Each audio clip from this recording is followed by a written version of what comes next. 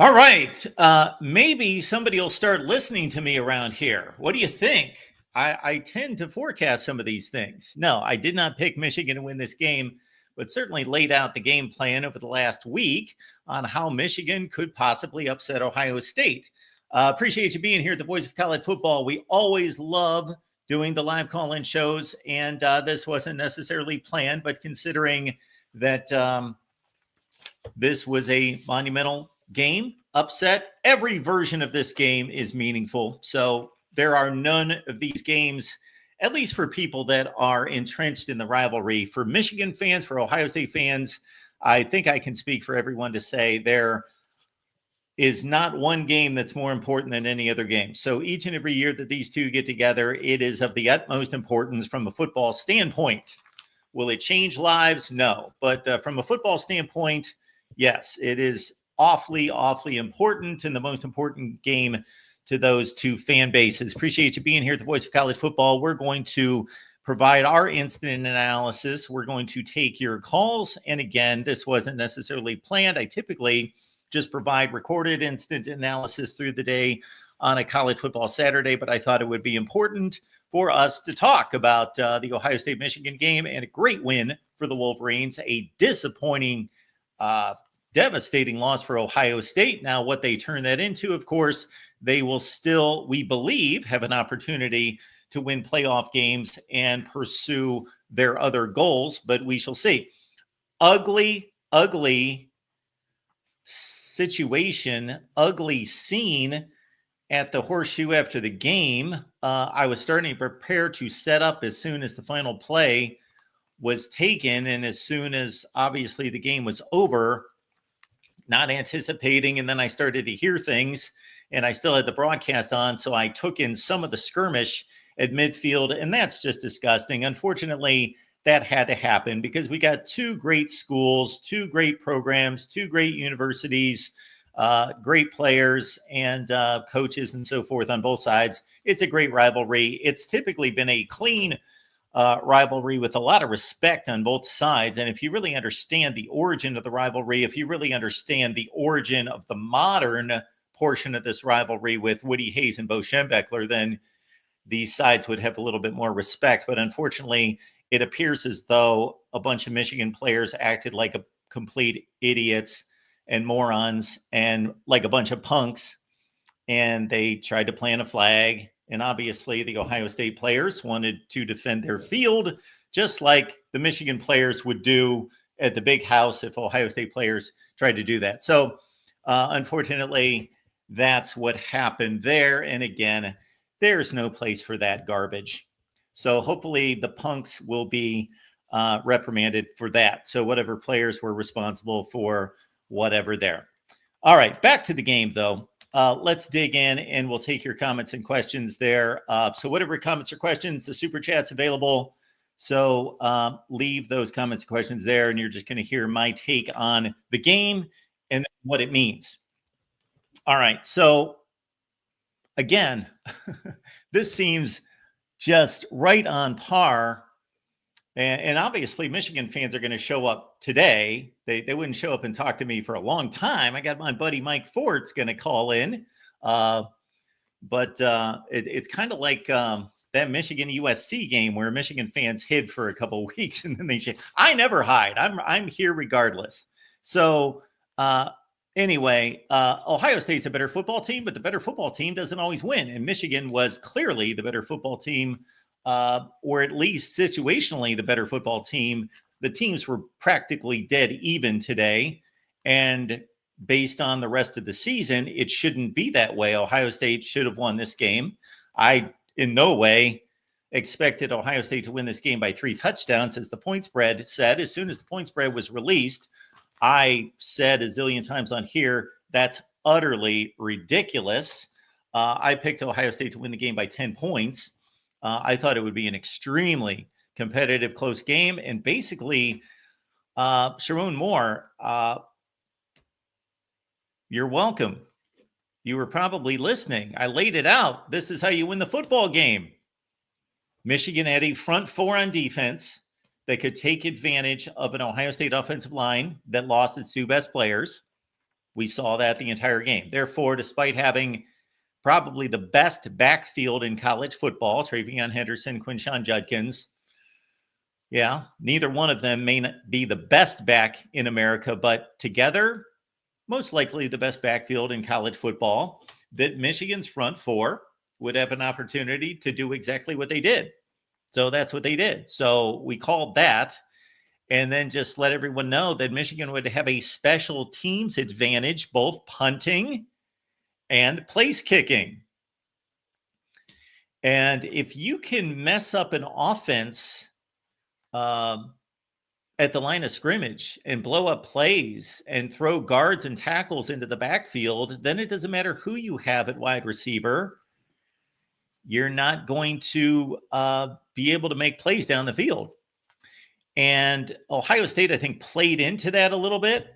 I think Joel Klatt was expert, as usual, in giving a lot of advice to Chip Kelly in what should have been done. And when they did that, when they threw the ball downfield, and you can't throw it every play, but keep them honest with the run, but primarily lean on the pass game, we saw what happened. Ohio State moved the ball well during those times, but most of the time they tried to man up and shove it down their throats. All credit to Michigan for winning this game, regardless of how they won it. But of course, Ohio State should have had a couple score lead in this, but Will Howard made a huge mistake. Then he made another huge mistake. So 2 enormous mistakes by Will Howard, and I've defended Will Howard and didn't really feel like I needed to. We did a little halftime spot.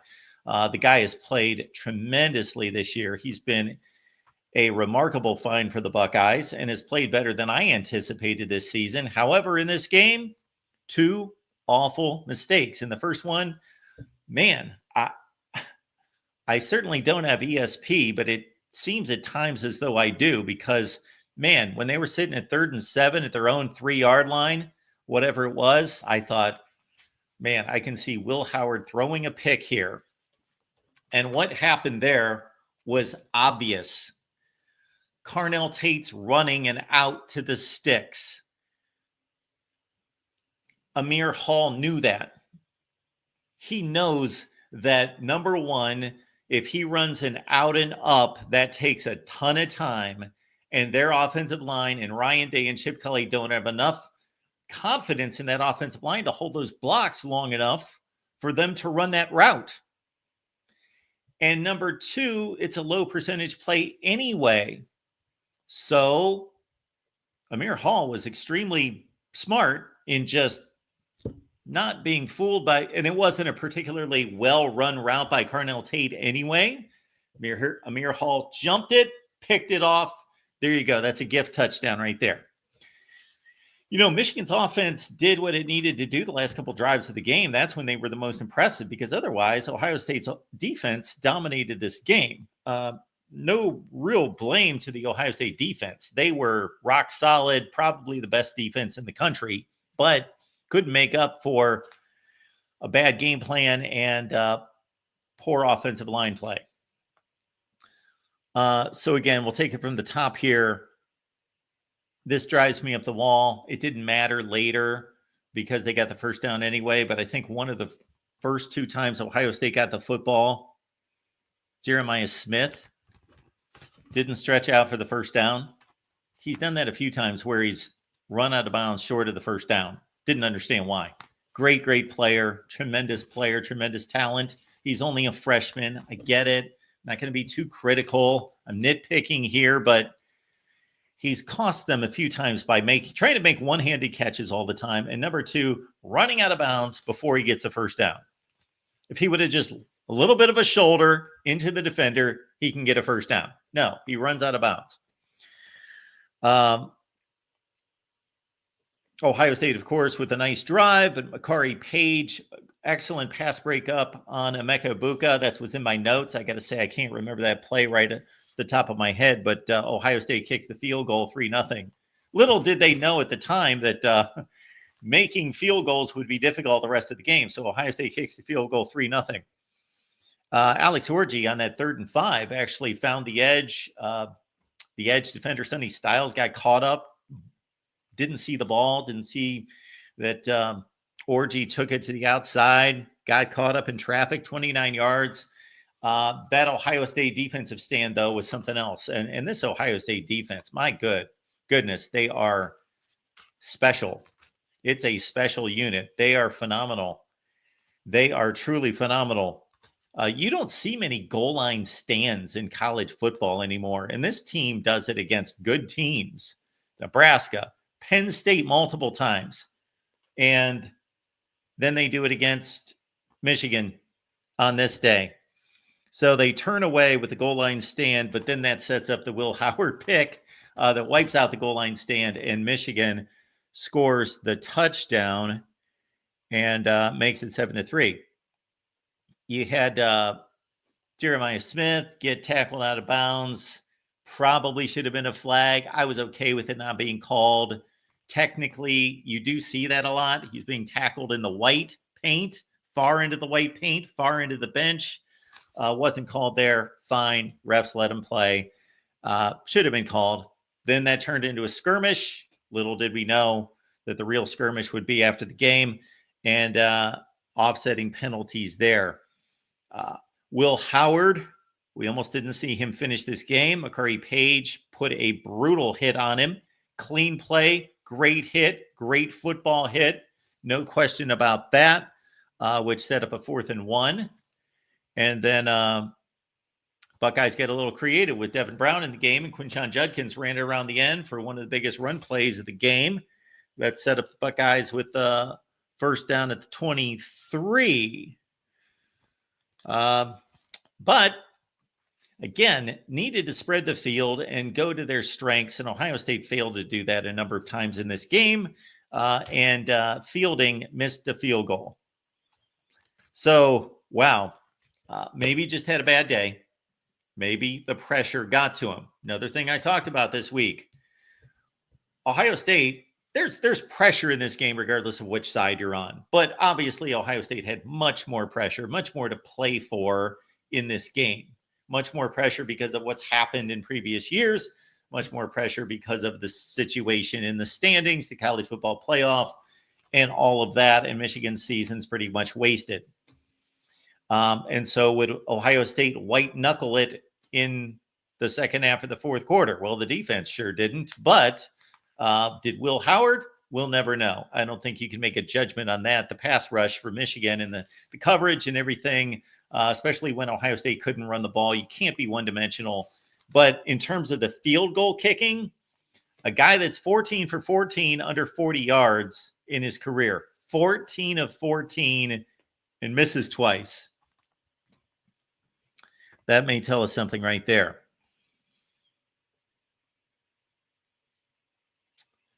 Tyler Morris had a drop, and Michigan had to punt 3 and out. Okay, difference here.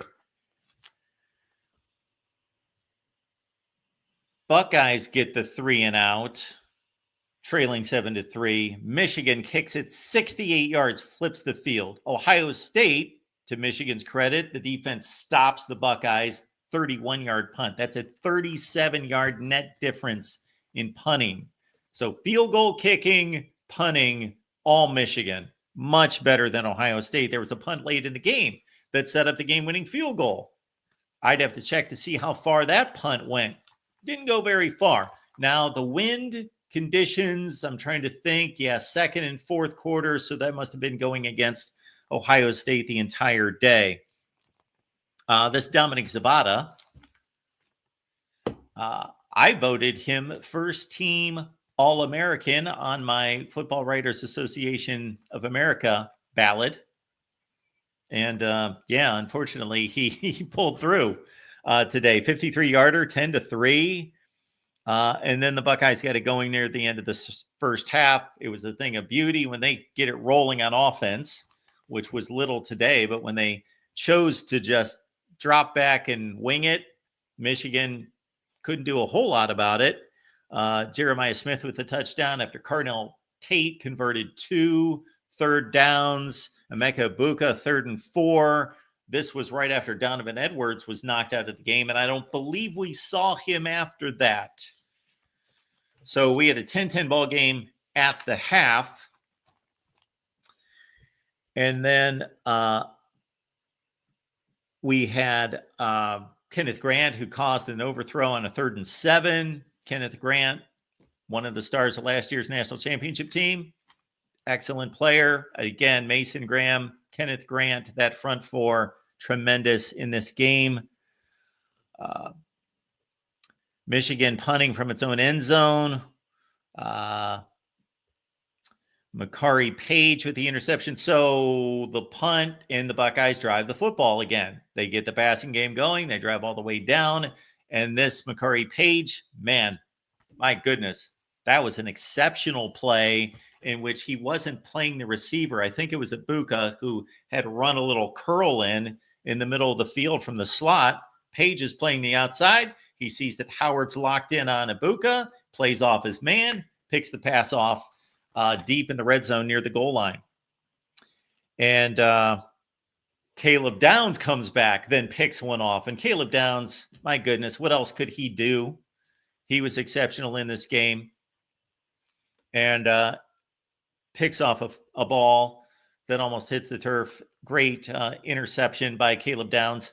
And what's ironic about that play from the broadcast booth is that Gus Johnson was comparing Caleb Downs to Derek Jeter, which is like a 20-year-old reference for one thing. Secondly, it's if you know anything about Derek Jeter, obviously he had signed to play at Michigan. He's a Michigan guy, Michigan fan, making the Caleb Downs reference. Gus Johnson, I will not talk about the announcing today. It only took 6 plays before the play-by-play announcer did not see that there was a runner 4 yards shy of the first down and said that he got the first down. All right. Anyway, Downs with the interception, but then, the Buckeyes blow it after that. They hook the field goal, so Fielding misses as he fades one, and then he overcompensates with the hook. Again, he was 14 for 14. How about that catch by Peyton O'Leary on the next drive? And this is pretty much the one that got Michigan in position, at least. And even though the Buckeyes stopped them, it changed field position. Again, it got Michigan rolling down the field. And even though they eventually gave it up, it pinned Ohio State back and made the field position game all in Michigan's. This looked like a 1980. By the way, Michigan won that game 9-3 against Art Schlichter. And very much so, similarly, Ohio State had better talent. Michigan won the game 9-3. This was a 13-10. There you go.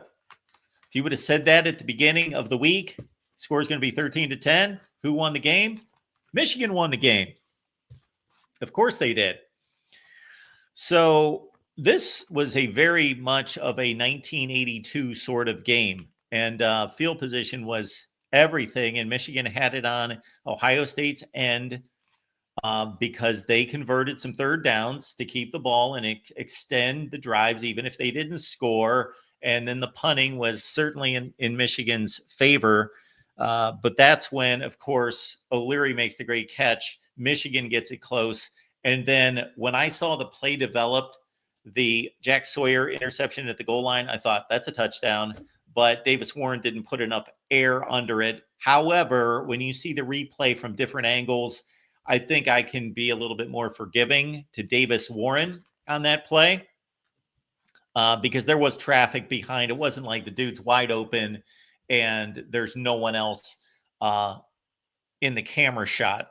So Jack Sawyer makes a brilliant interception at the goal line, his first interception ever. And of course, Jack Sawyer's been very vocal about coming back to Ohio State to beat Michigan, win the Big Ten championship, win the national championship and all that. Well, they can still win a national championship, but there goes the other 2 goals, of course.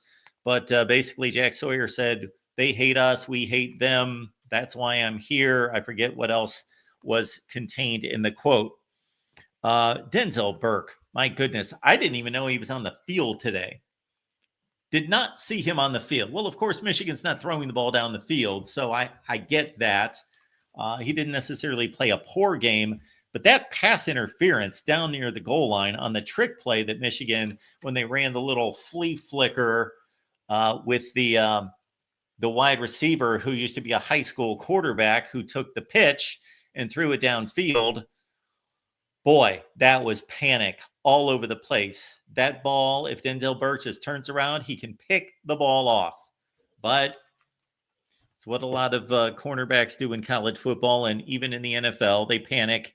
And, of course, that's set up at that point. Well, that was before the Jack Sawyer interception. So no harm, no foul there, except for, again, at field position. It was a field position deal. There was a huge drop that I don't know that a lot of people made a big deal about. When Ohio State gets the ball back, they're at 10-10 after the Sawyer interception. They've got all that momentum. Carnell Tate just dropped what would have been an easy third down conversion, or it was second down, and that would have converted the first down. Anytime there's a drop pass on a drive, I just always wonder, okay, what would have happened? Because that usually stalls a drive. A sack, a penalty, a dropped pass, stunt drives. And so punt back to Michigan. They're at the 40, and then give it to Khalil Mullings. And when he broke off that second run, when he got stopped up at the line of scrimmage, but nobody wrapped him up and he spun and got away, ran it down to the 15-yard line, that was shades of the USC game, where there should have been no way that Michigan was going to drive the ball down the field against USC. They were down at their own 15-yard line with 2 minutes left and couldn't throw the ball worth a damn, but give it to Khalil Mullings, and he made it happen. The offensive line made it happen, but mostly that was Khalil Mullings. And, of course, he's a beast. He's a man and made the great plays. And then they just bleed the clock. And then we had the situation with the back-to-back timeouts. Now, I'd have to go through and see exactly how it transpired in regards to how much time on the clock, when the plays stopped, to see how much time that cost Ohio State as they got the ball back after Zapata made the field goal to win the game. There was, of course, 45 seconds left. I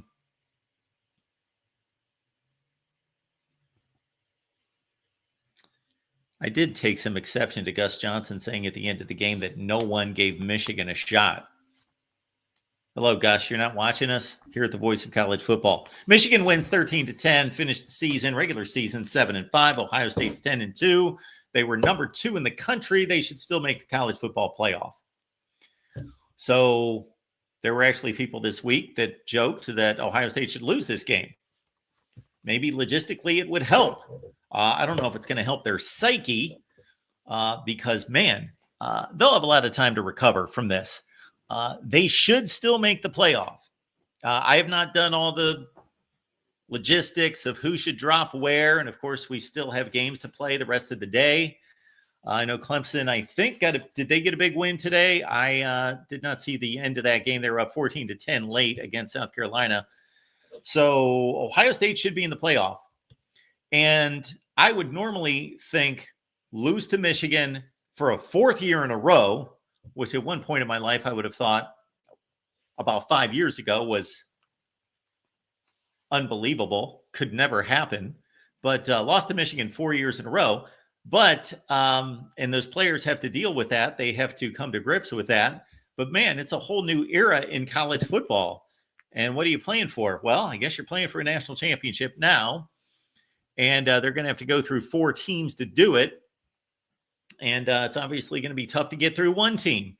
And I would question their psyche, except 2 years ago, they got off the deck after playing Michigan and played the best team in the country and outplayed them. So they regrouped, and Ryan Day put together a game plan, and they played Georgia great. So maybe they'll be able to do that again. I know that a lot of people are going to call for Ryan Day's job. At least watch the rest of the season. You know, if they win a national championship, I don't think they're firing Ryan Day. If they get to a national championship game, don't think they're firing Ryan Day. They may not fire Ryan Day if he loses a first-round playoff game. I don't know. You got to get somebody better. See, that's the problem. The dude has the best record in history of anyone who's coached 75 football games.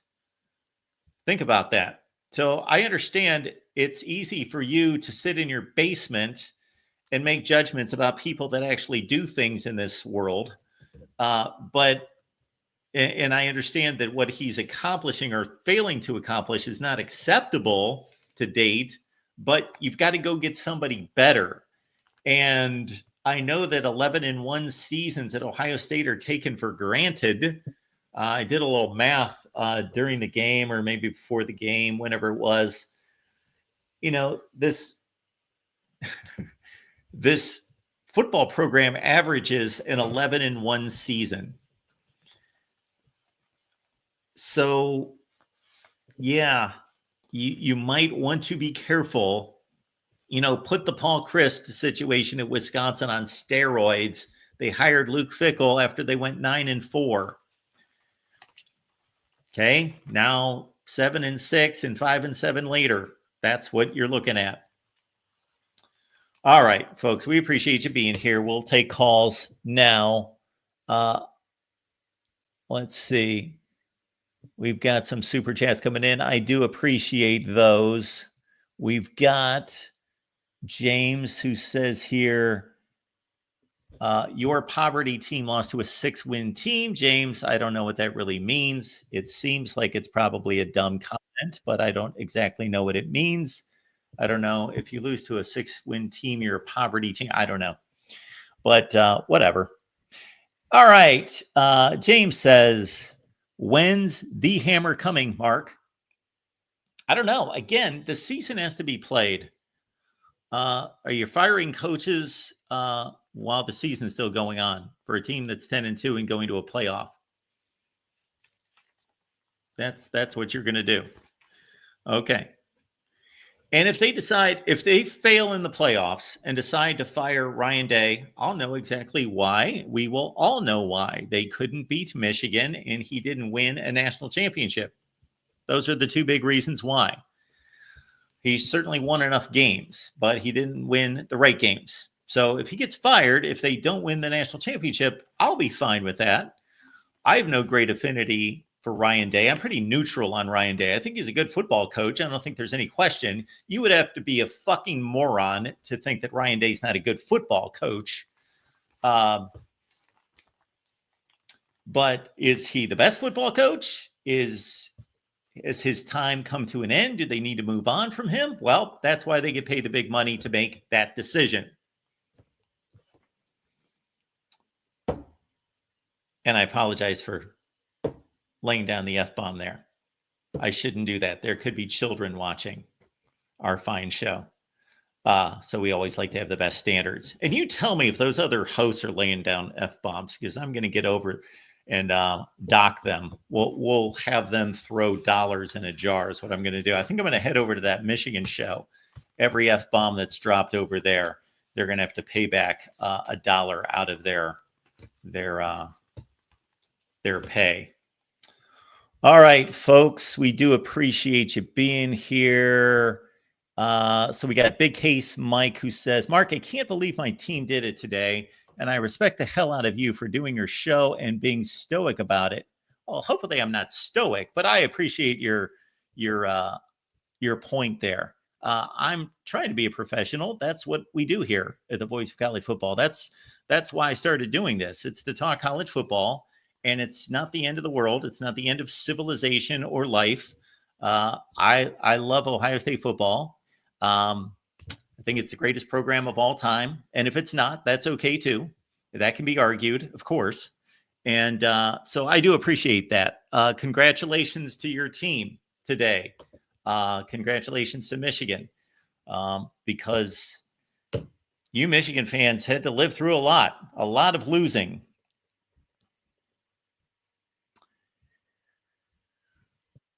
BGPO Football Funk, and I will take the calls as soon as I read these comments. I'm glad I took the spread for Michigan. Was that because of me?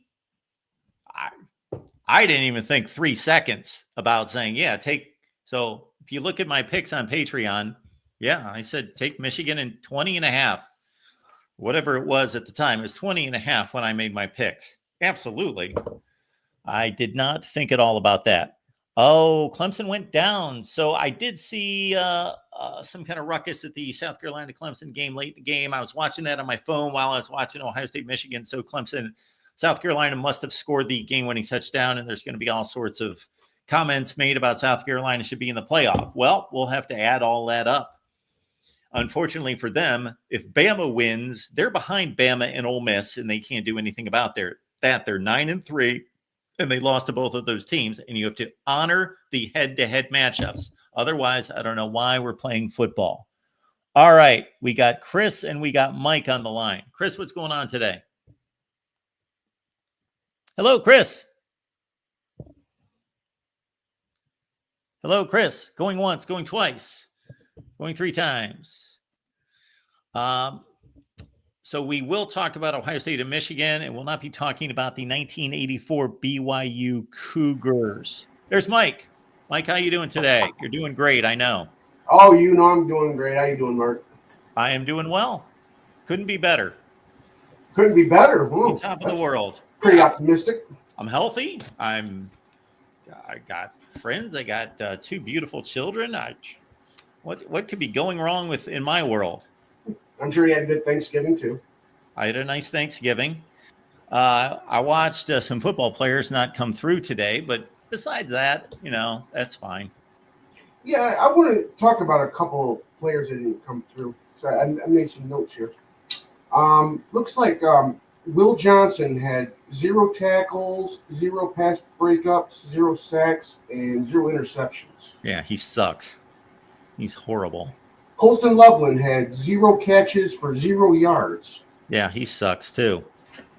Oh, by the way, that was just my Bank of America credit card bill.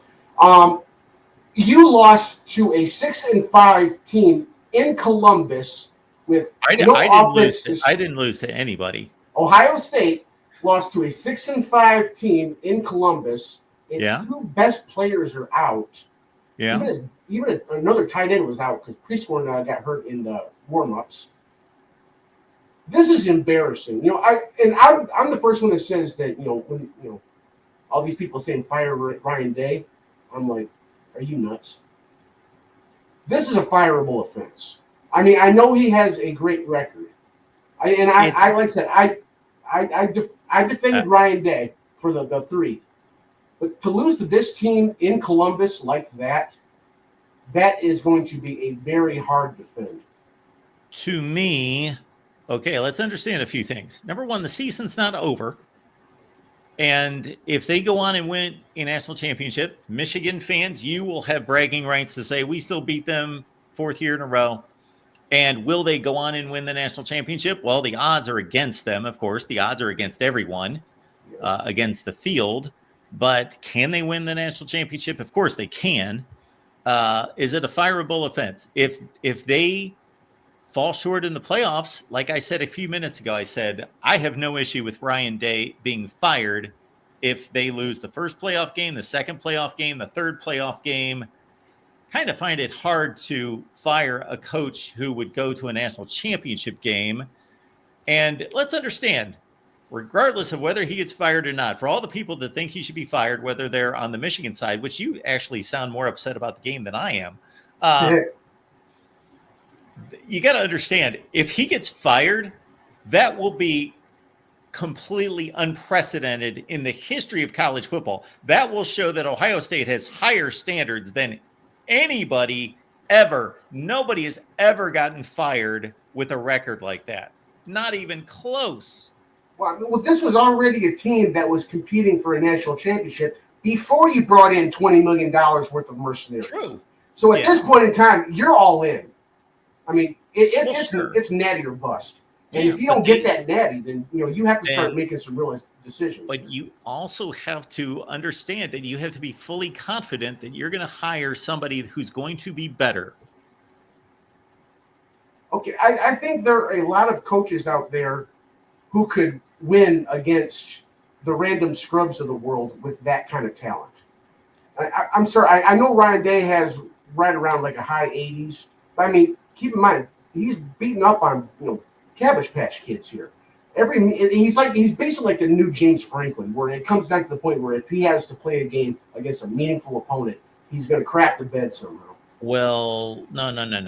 Let's not compare those two guys. Let's not compare their legacies or their records. First of all, they actually, Mike, I may be informing you of something you don't know, but I somehow used to think when we used to talk all the time that you did know this. They actually play all the time. The two that you're talking about.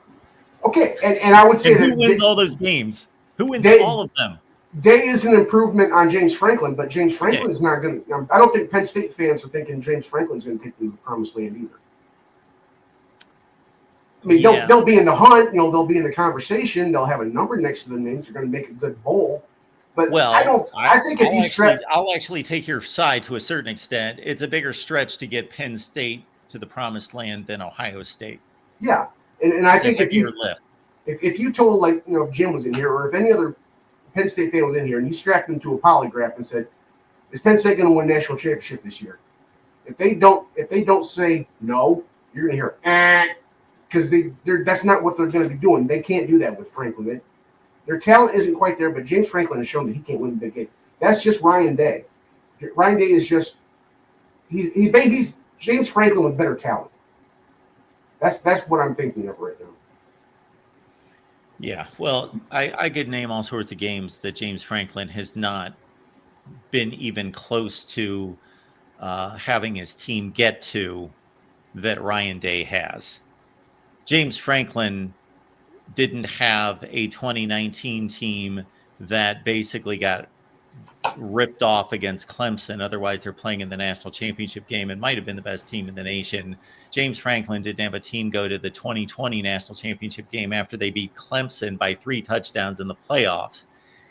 He didn't have a team that took a Georgia that won back-to-back national championships down to the wire, down to the final play with a field goal to win the game and go to the national championship game. And I think we would all agree win the national championship. So what they've achieved in their careers there is a pretty wide gap in terms of levels of play. James Franklin has had no teams that have competed against those kind of teams on a big stage. Yeah, and I think the only time they could even have gotten close was in the Saquon Barkley years. I think that was when they had a shot, but then but they didn't.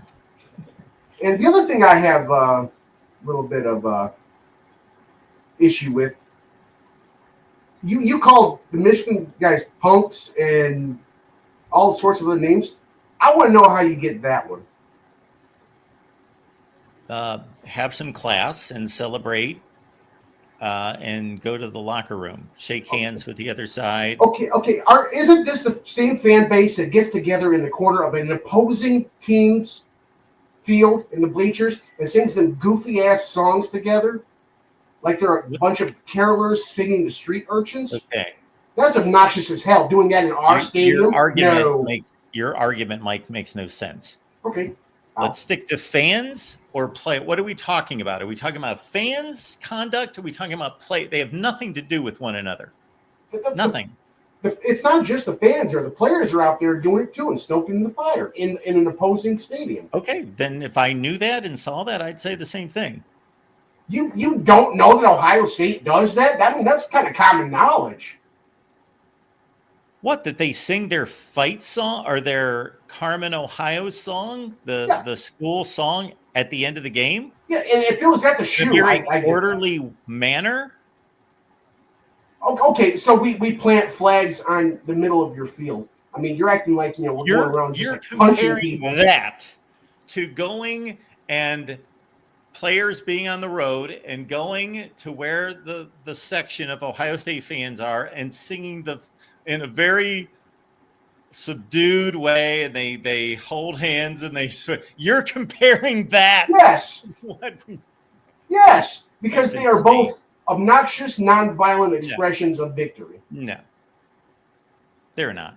They are both meant to agitate, and they're nonviolent. I mean, if anybody puts a hand on somebody else, then all bets are off. But I mean, it's obnoxious either way. No, can't agree with that.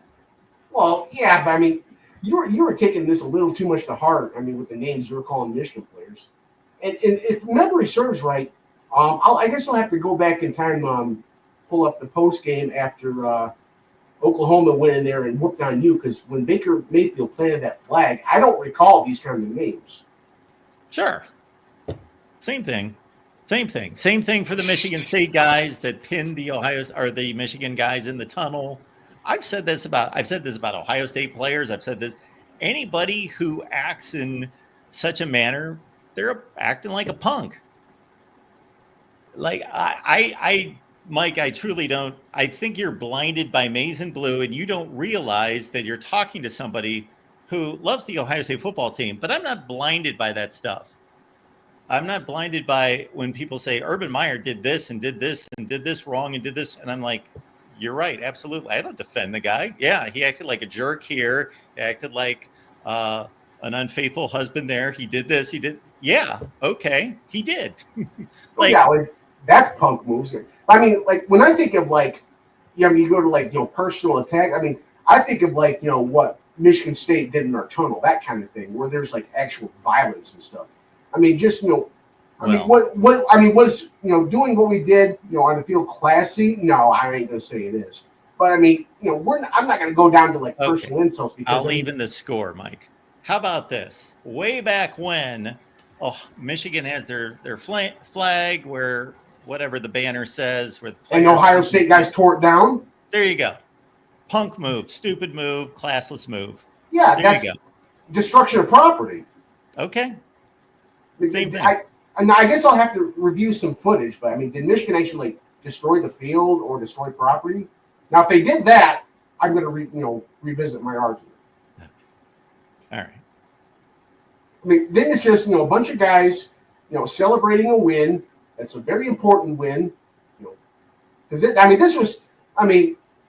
had heard all the in 2021, oh, you can't beat us. 2022, oh, you can't beat us. 2023, oh, you can't beat us. And knowing that, yeah, we can beat you. I was optimistic, but if you had told me, straight up, Ohio State, Michigan, pick one for your life, there ain't no way in hell I'm picking Michigan. I mean, this is assuming, Will Johnson and Colson Loveland were playing. Without them, I mean, it goes from hell no to oh hell no. Yeah. So I mean, if they want to get a little if you're going to start weighing injuries, everybody has injuries, and yes, I said this week a number of times, I would like Michigan to be at full strength for this game.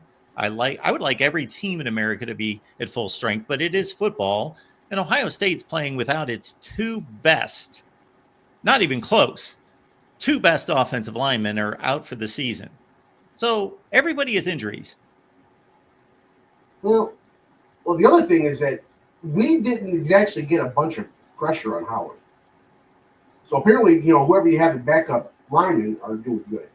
I mean, Howard really wasn't running for his life. I thought you were actually getting more pressure on Warren than we were on Howard. I thought that what he faced was not insurmountable pressure, but I thought he was flushed out of the pocket a lot, and I thought he was distracted with pressure in his face and around him fairly consistently. I mean, there was pressure, but I don't recall Howard like really running for his life all that much. He didn't feel like he had to get rid of the ball in 3 seconds or he was going to get crapped on. Hey, why does this guy keep spamming? Are there no other mods in the chat that can stop this spamming stuff? Guys, don't make me come back in there. I don't know what's in there. I will kick some people out if I can't even get to the bottom of the chat. Yeah, there's some spamming. Cheryl was in here earlier and she banned somebody that I didn't agree with just because they made some disparaging comments about the Ohio State fan base, but not a specific person. So, and that's the only time I ban people is if you attack somebody personally or spam. But that aside, I mean, I think that this is a bad look for the program because on paper, I thought the 23 and a half point. Is that what the spread was? I think that was about right. I think it dropped to 19 and a half. That's the last one I saw with people betting on Michigan's side, I guess. Wow. And I thought that was probably a pretty accurate spread. I mean, I did not think that this was going to be competitive in the fourth quarter. I was hoping, but didn't expect it. Yeah, a lot of people didn't, and I did. I gotta say, am I surprised Ohio State lost? I'm not surprised. I didn't think they were going to lose. I thought they'd win. 27-17 was my score. You weren't surprised?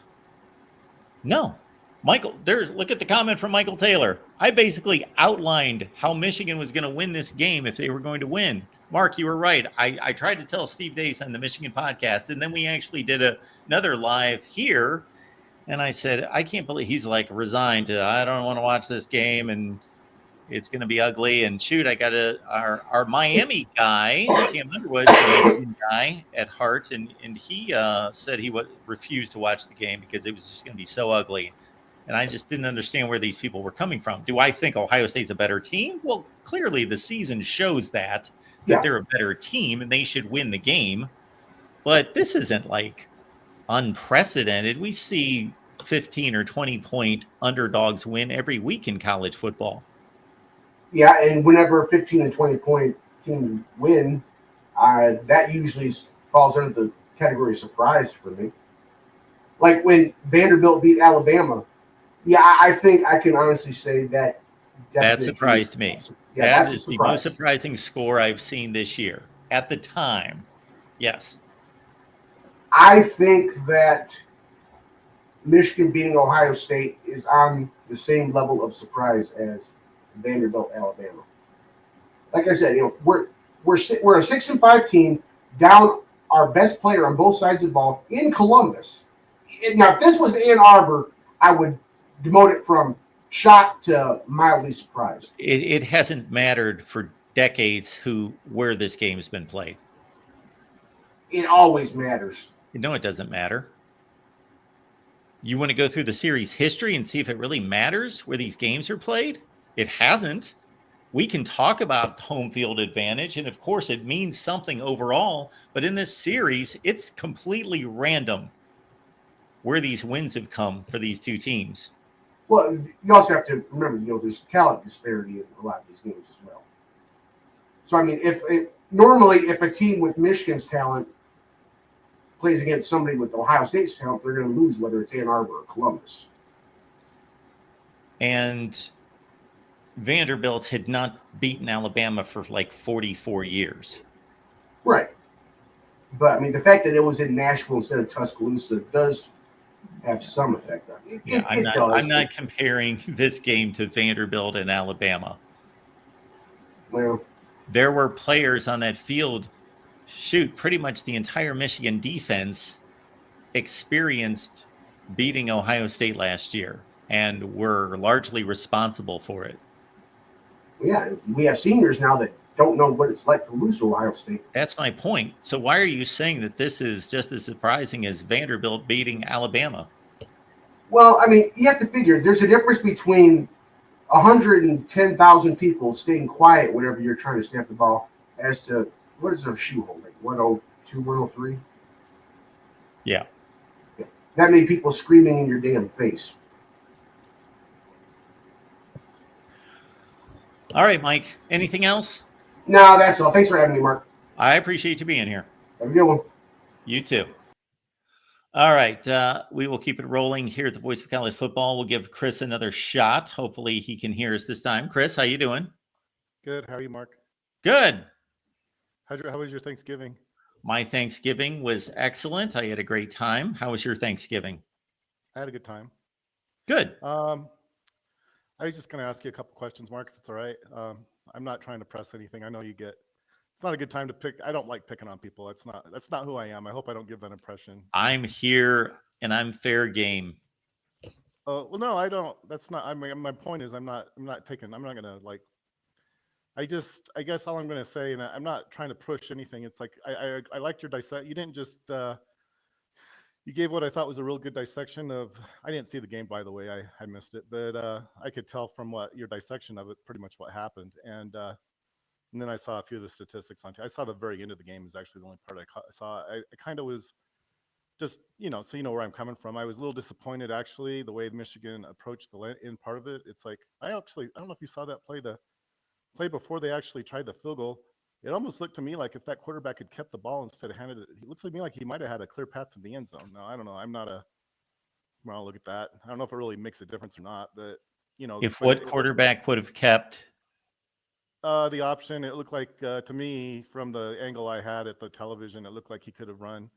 If he hadn't, handed the ball, it was a 3rd down and 2 or whatever it was for the go-ahead score if they'd have made it. Instead, he ran it, and it looked to me like if he'd have kept the football, it looked to me like he would have had a clear path to the end zone on the corner. But, again, that's, it's always easy to second guess, I guess. But that was what I thought I saw. But so And then it almost Michigan kicked the game-winning field goal. before they kicked it, yeah. Yeah. And I don't like field goals. I kind of feel like that's almost like, I don't know. I don't want to get into that. It's a whole other subject, I guess. I think I brought that up with the Oregon game against Ohio State. I didn't like the fact Oregon kicked a field goal to win. I kind of thought they should have run for the.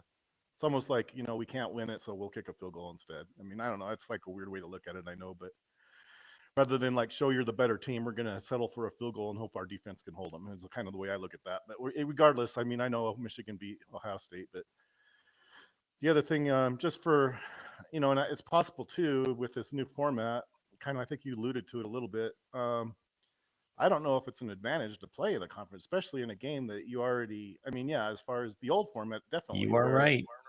Well, no, I'm just saying, Mark. I mean, You are.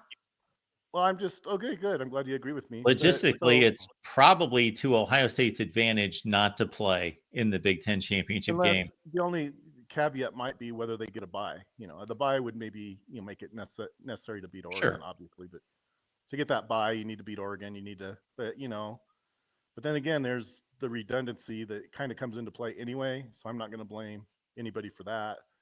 But see, this whole playoff thing, and I don't want to bring that up either because that's kind of a, people don't want to talk about it. And I just don't agree that a playoff really helps that much. But, again, we don't want to really get into that because that's a whole nother can of worms that some people don't like to bring up. You said something about we all can agree that had Ohio State beaten Georgia, they would have beaten Texas Christian. I don't know. I mean, I don't know that we all can agree. I mean, my guess would be that's probably. Well, you said that, Mark, but that's fine. I mean, I don't know that it really matters. Every person on planet Earth says that. I would state that no, we will never know if that would have happened for sure. But it's reasonable to think that Ohio State would have won that game. But we will never know. We will never know. Well, I don't know. We might know anyway. I'm not even saying that you're wrong. I'm just saying, we will never know. Well, I don't know that it really matters. I mean, they got beat 65%. Well, yeah, it doesn't matter. You're right. It doesn't matter. But it's the kind of things though. I mean, I brought this up before. We talk about. That was a transfer of a belt. I mean, whether people want to admit it or not. So to win the national championship, Georgia had to beat Texas Christian. You can make it about whatever you. Well, of course they had to beat Texas Christian. They were playing them in the national championship. The point is, yeah, but there's a point there. People say, oh, no, Texas Christian should never been in there. Well, that's kind of a ridiculous point to make unless you're just crazy. But regardless, well, it is. But anyway. Let's save the pre-2024 talk for the offseason. Well, no, it was a transfer of a title. I mean, the game itself. No, let's discuss anything that is not happening today or this season in college football for the off season. No, I understand. I'm not trying to make you're the one that brought it up. So, I did not bring it up. Yes, you did. You said we all can agree that would have been the most likely. I did not bring it up to you. I brought it up to someone else who was discussing Ryan Day's resume. But anyway, you did bring it up. But regardless, yes, I was responding to somebody that was debating with me about Ryan Day's resume. No, that's fine. And then who is this guy? I mean, I don't like picking on people, but who is this Mike guy that he's about as obnoxious as anybody I can think of saying how people shouldn't be obnoxious. I mean, I'm sorry. I mean, maybe he ought to take a page out of what they don't like about them and apply it to himself. But I don't want to get into that either, Mark, because I don't like picking on your fans. But, I just thought there was a little bit of irony to that, him telling everybody how they should behave. Okay. Anyway, Chris, can you give me just like 10 seconds because I want to remove this comment from the screen, but I want to address it. It says, Mark looks so cute in his little red shirt, which that was my goal, was to look cute. I always want to look as cute as possible. When I come on here, LMAO little punk. These are the type morons who don't call. These idiots are always so cowardice that they don't call. So anyway, I just wanted to Anyway, point that out. But I appreciate you calling, Chris. What's next on your mind? well, again, I don't want to like press the issue. Mike already kind of talked about it. There's no reason they should have lost to Michigan. I don't know. Is that even a fair thing to say? I mean, I don't know what's that all about. But anyway, I don't really want to go there because I don't really know enough about the rivalry in the series to say much about it. I just think, they're 1 year away from being a national champion and they have no business beating a team that's on the fringe of winning one. I mean, okay. I don't know. Somebody should slap that guy. I don't think he knows what he's talking about. Okay. Anyway, I just telling you how I feel, Mark. I mean, whatever. I mean, I don't know what he's trying to do. But anyway, the other thing, and I just want to, I'm not mentioning it because of history necessarily, but because, I mean, we're 40 years removed. And that was the other thing. You said 44. It was 40 years ago that Vanderbilt beat Alabama. I don't know what the circumstances were, but it was in 84. But you said 44. But it was 84. But anyway, you made a point, and it's not to pick on you again, Mark. You said it was like the worst Michigan team in however many years, 6-5, that BYU had to beat to claim. We're not talking about 1984. We're not talking about any season except for 2024. That's the only season. That is the only season we're going to talk about. You lose to a 6-5 team that probably isn't any better, probably not any worse, but and then but they're still in the chase. Okay. Would BYU still be in the chase if they'd have gotten beaten by that 6-5 team? I don't think so. Something tells me if they'd have gotten beaten by that 6-5 team, I don't think BYU would still be in the chase. I mean, you understand there was a different system in 1984. There was a different system in 1984 than in 2024. Well, it doesn't really matter. My point is, it does matter. Well, it does matter. No, it doesn't, because it does matter. Don't tell me it doesn't matter. It does matter. There's a different system today than there was in 1984. Well, no, but for them to even be considered, they would have to win. And even after winning, many people said they shouldn't still be there. So, I mean, what do they else have to do is kind of where I'm coming from on that one. Ohio State did not play a 6-5 Michigan team in the playoffs. They played a 6-5 Michigan team in the regular season. No, they played a 6-4 team that they beat pretty good. They beat pretty good. So I'm not even saying that there's a parallel there, except for the fact that, oh no, BYU can't win a championship if they can only beat a 6-5 team, but Ohio State can. Oh yeah, that's yeah, they can. That's as fair as it gets. Oh yeah, that's as fair as it gets. If BYU can beat them and Ohio State can't, it's still fair. If I have to explain to you the difference between the system in 1984 and the system in 2024, then I just don't have the patience to do that today. Go ahead and try. To explain. If you don't understand the system of college football in 1984 versus what the system is today, then I would ask you to Google it. The only thing, and I already made this point 100 times. The thing that BYU didn't do. You said it. You have made this point 100 times. And you know what? How many times you've been wrong? 100 times.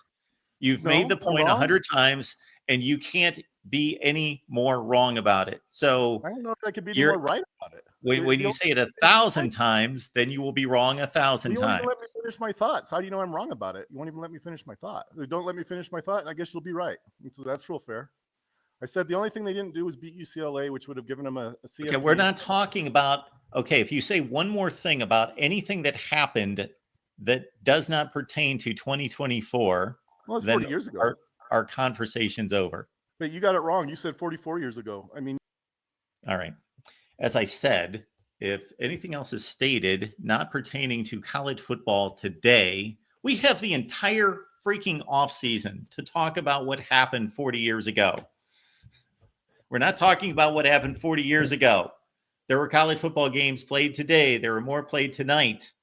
That's what we're talking about now. We can talk about 1984 in May, June, whenever. Jimmy says here, this is the best Christmas present ever. Mark seething. Do I really look like I'm seething? Am I really seething? While he has to talk to these room temperature IQ callers. Okay. I read your comment wrong there, Jimmy. I appreciate it, I guess.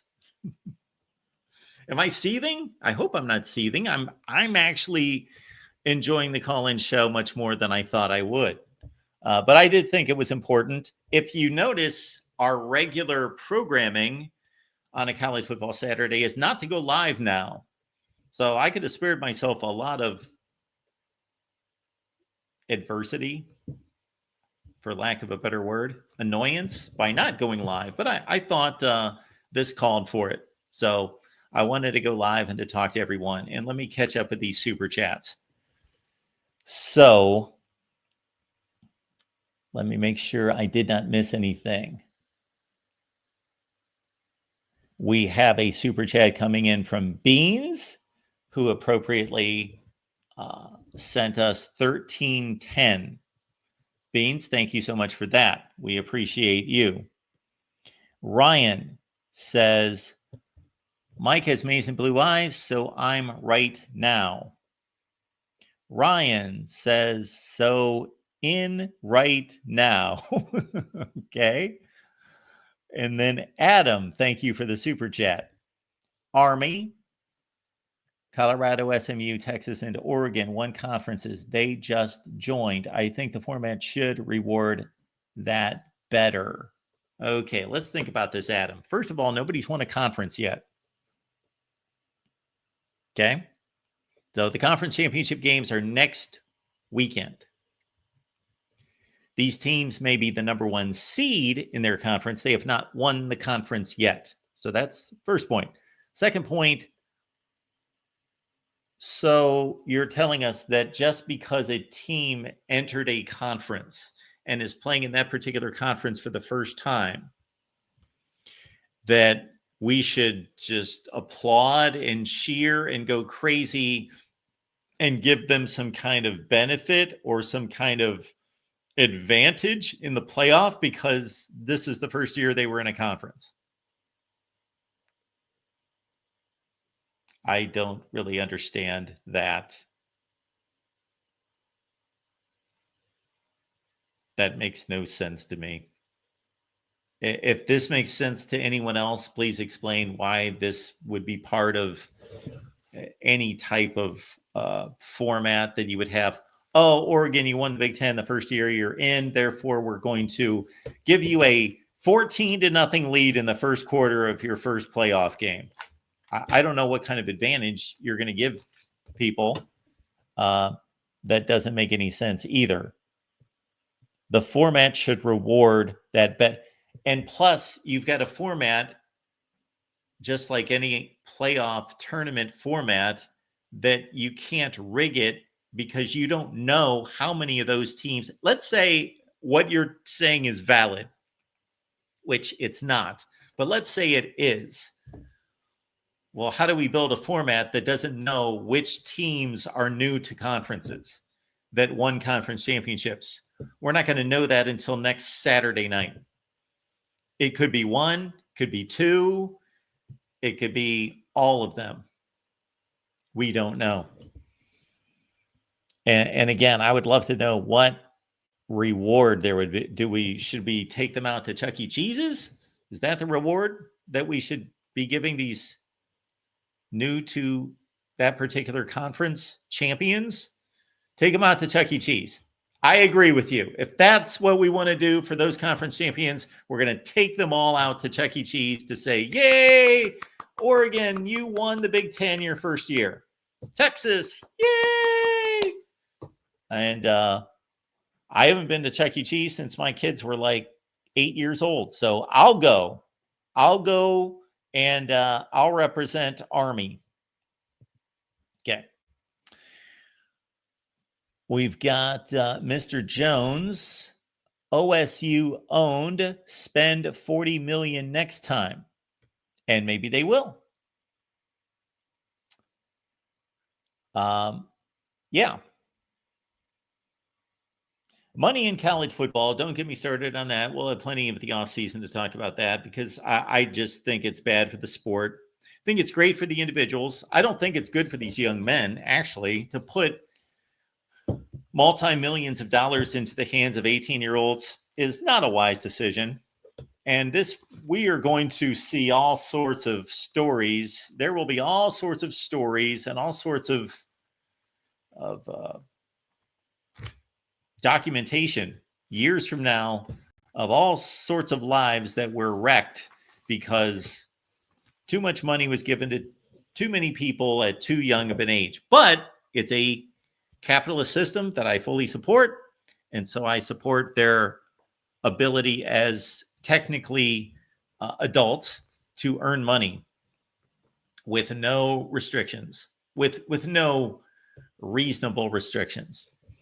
Oregon Ducks, who will probably be playing Penn State for the Big Ten Championship. Mark, you have the patience of a saint with these people. I would lose it. Respect. Yeah, I have lost it on occasion, but thank you for that. Okay, so Adam says buys a super conference, something like Adam. I get your point that you admire or you're impressed by a team that just enters a conference and then wins the conference championship. But to just automatically say, first of all, you can't set up a system when you don't know how many of those teams they're going to be. How do you do that? We don't know. We don't even know today how many new teams to a conference are going to win a conference championship. Secondly, what's the big deal? You can admire it and say, great for them.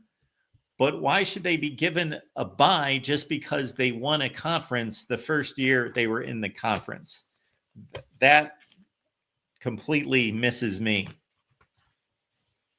And again, we don't know if that's going to be 1, 2, 3, 0. It could be anything. So you can't format the playoff. All right. Anything else here? I want to catch the end of this Clemson. I want to catch this Clemson South Carolina game. I want to catch the end of it and see what happened. I also want to catch up with this Miami-Syracuse game, and there's another game at 3:30, USC and Notre Dame. I want to catch up with those two games, definitely. But I'm here for you. Jamie, 100% agree, Mark. Money will ruin college football. So here's the deal. I believe in freedom of speech, freedom of opportunity. I'm a capitalist to the heart. There need to be restrictions and guidelines, of course, but I'm a capitalist. Therefore, I have no issue with athletes earning money. However, I don't think it's good for them. Most of them. Some of them are protected by really good family and a community of people that will look out for them and provide wisdom to them. But many of them aren't. That's why, as we've seen through the decades of NBA players making ridiculous amounts of money, most of them blow it, or many of them blow it. And we're talking about guys that are 5 years older, and they squander it and do stupid things with it. Money is a tricky, tricky thing. That's why it was stated somewhere at some point that the love of money is the root of all evil. Okay, Michigan. There's a statement about Michigan. Here we go. Linux, thank you for being here. Thank you so much for the contribution. Put yourself in the shoes of a Michigan fan. Would you say that this win was more satisfying than the 2022 and 23 wins? And also, how do I call in? Okay, Linux, you can call in. Let me drop the link here. And if you're still with us, we'll take your call.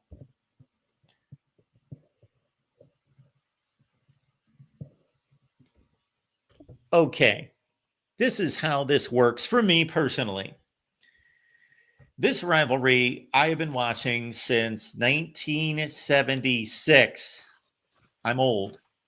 1976, I've been watching this rivalry. And even though it's obviously does not impact me the way it once did, if we went back 30 years, I would be an emotional mess. Well, I'd be very disappointed, very upset, angry. Yes, all of that. Okay. So to me, if the rivalry is the rivalry and it's truly as great and epic as it is, then the rivalry stands on its own. As the rivalry stands on its own,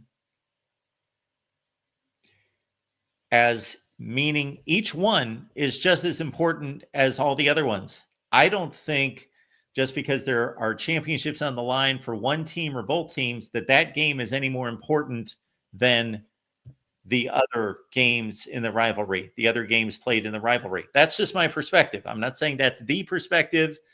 It's just personal opinion that every year is the exact importance. Otherwise, then it's just another game.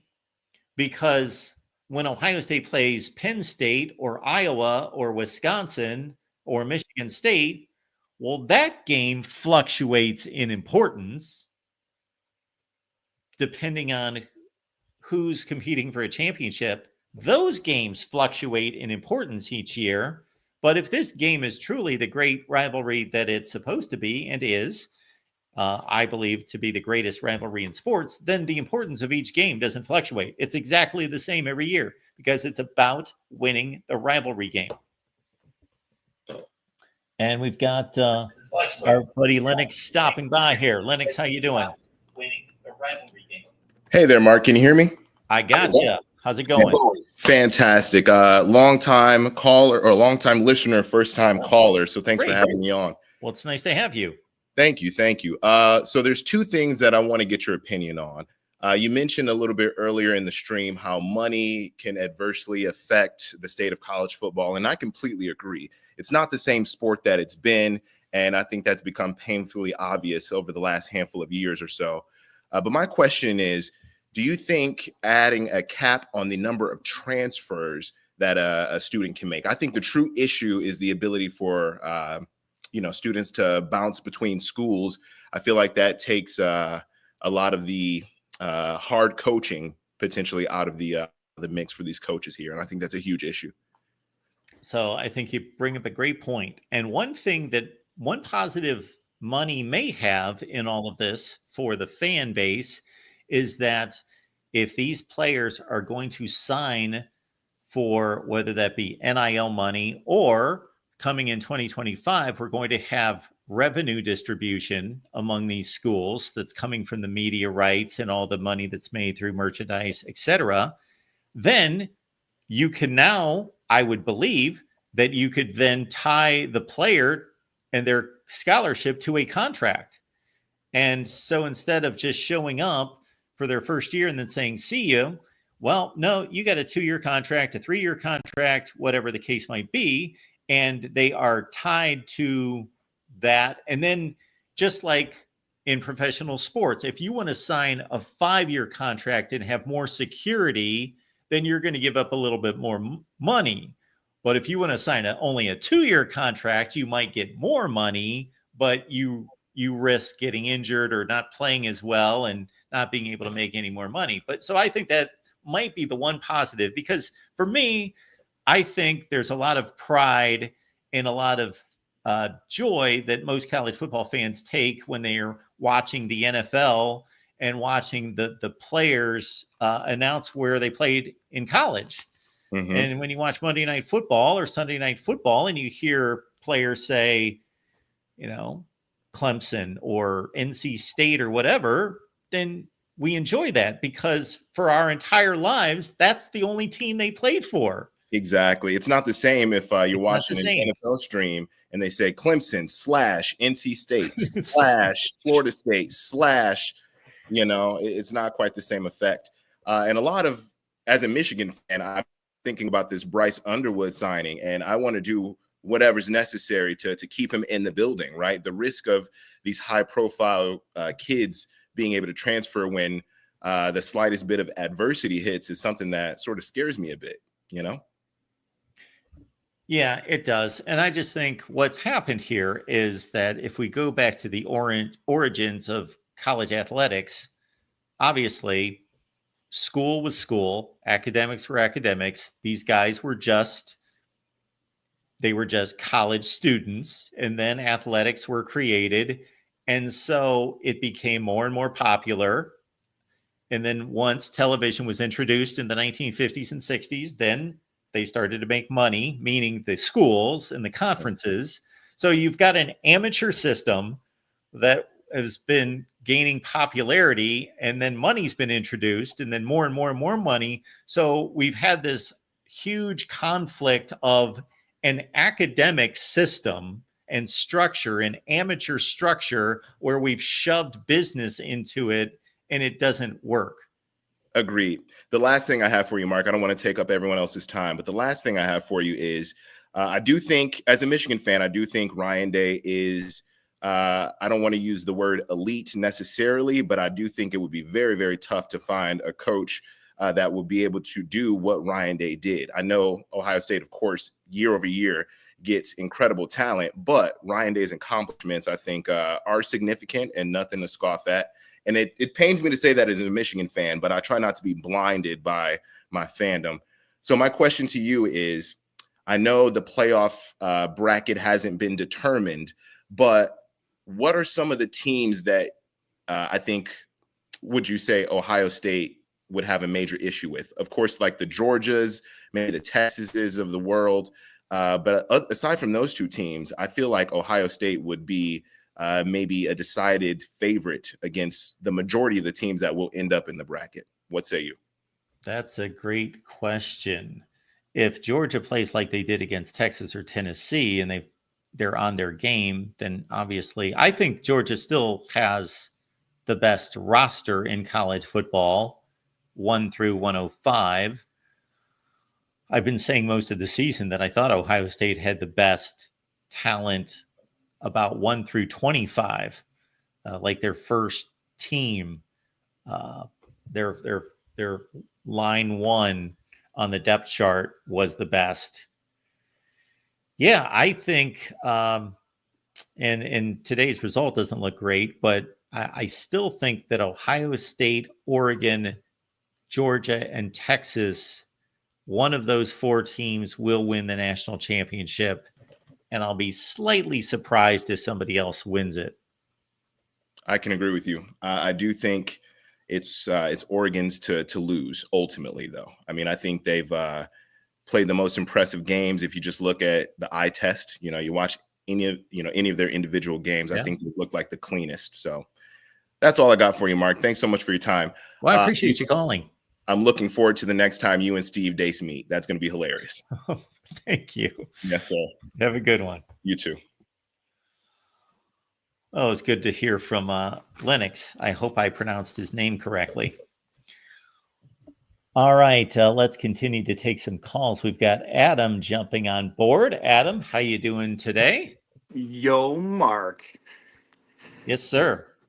Hey, so I wanted to clear the air about my comments that I made earlier. I'm a longtime Buckeyes fan, longtime fan of the Trestle Ball, and I've watched Ohio State these past many years. And, obviously our last national championship came from a format change like the one we've seen happen here. And I think eventually we're going probably to a format, in my opinion, that'll work more like the relegation system of the European Premier League, like the English Premier League, like where teams fall and rise, and we see them enter and exit big super conferences, kind of like what the ACC, Big Ten, SEC have put out there. And I wanted to get your opinion on that. And obviously our disappointing results here kind of lend favor to that, in my opinion, because Oregon, Texas, Colorado, like I said, these legacy conferences, they're not as big a deal anymore as they used to be. And I think that's a shame.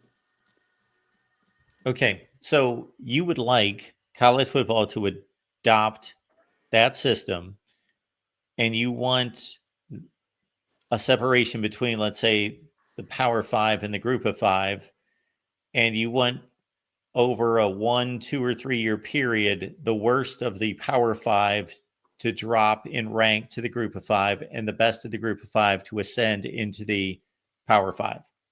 Right. Yeah, exactly.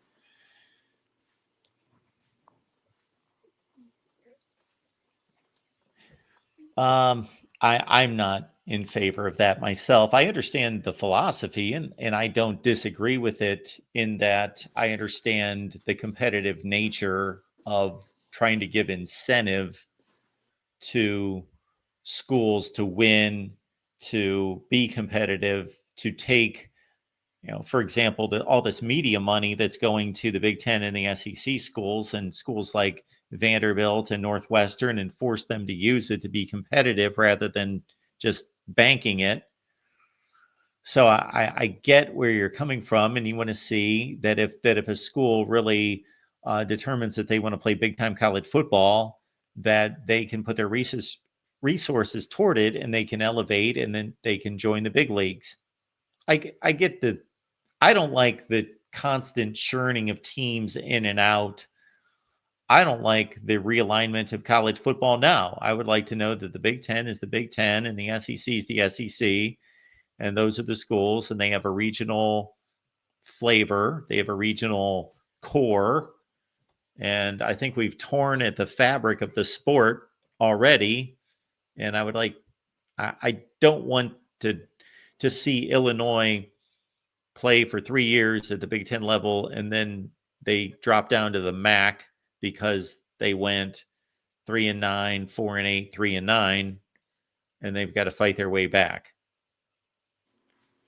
Well, yeah, I get that too, and I don't want to see it either. And I love the old conference alignments to, before I was born, the big, Pac-12 was the Pac-6 or Pac-8 originally, and you had all of these nice regional conferences where things could progress, and then your bowls were a good trophy at the end of it for everyone. Nowadays, those bowls don't matter. The Pinstripe Bowl, whatever company funds your bowl anymore, they don't matter as much, and they would matter a lot more if, say, Michigan and who else is at the bottom now? Your other bottom team that's in the Big Ten, say, play at a bowl game, and the loser, well, they get relegated down to whatever your MAC conference, if you will.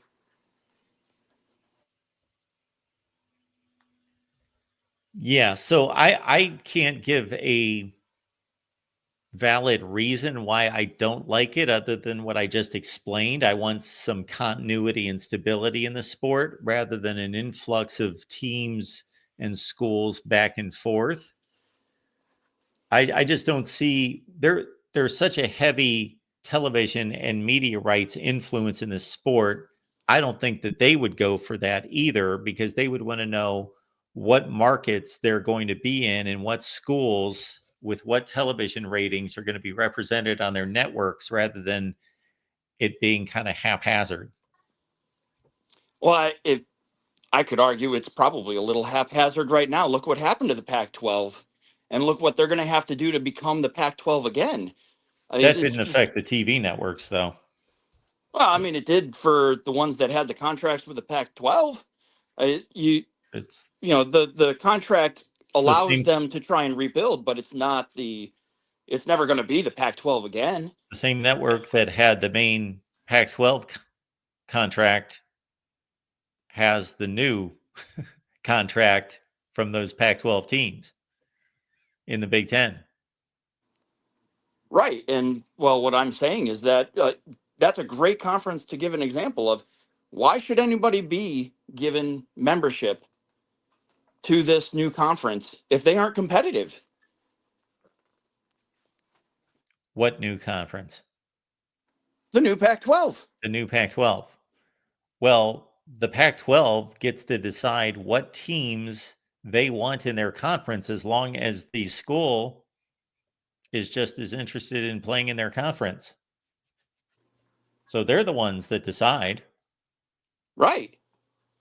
And what I'm saying is that in the greater scheme of things, an automatic bid for that conference or an automatic bid for another conference should be merit. It should be decided by merit. If Indiana comes along and wins the conference, or if Oregon looks like they're probably going to take the Big Ten, they should have some more skin in the pie of the playoff, probably I would give them multiple buys. I wouldn't give them just one, unless we find out later on that that's detrimental.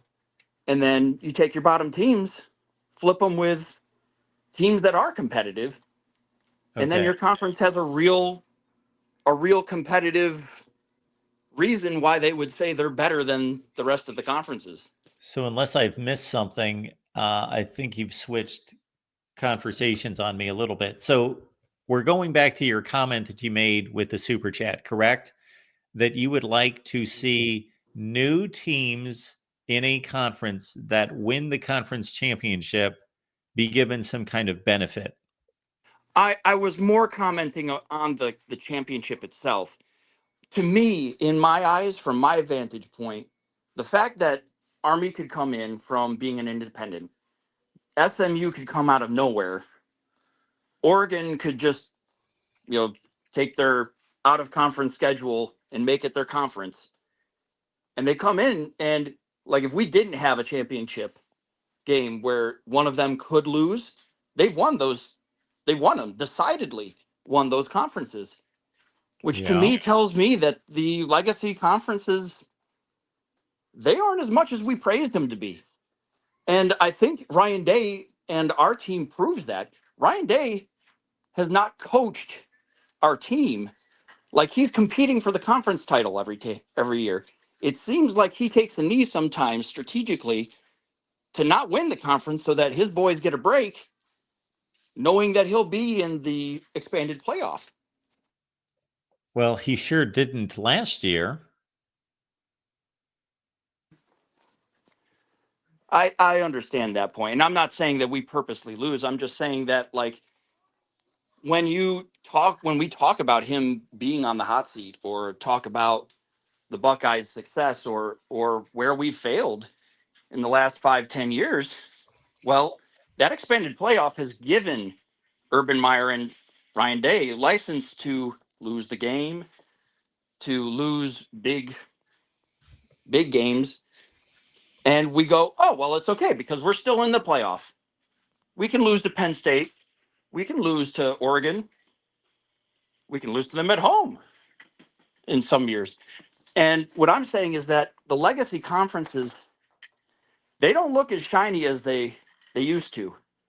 Those SEC boys that have been bragging up Bama's and Georgia's wins the last 10, 20 years, they just got smoked by Texas. Smoked. Who got smoked by Texas? Georgia didn't. Oh, yeah. But then they, I won't litigate the entire SEC season to say they're all losers. I'm just saying that 2-3 losses, that was not competitive for a national championship 3 years ago. So you're thinking that Texas winning the SEC, which they have yet to do, first of all, they still have to win 2 more games, is an indictment against the SEC. And Oregon winning our conference. Absolutely.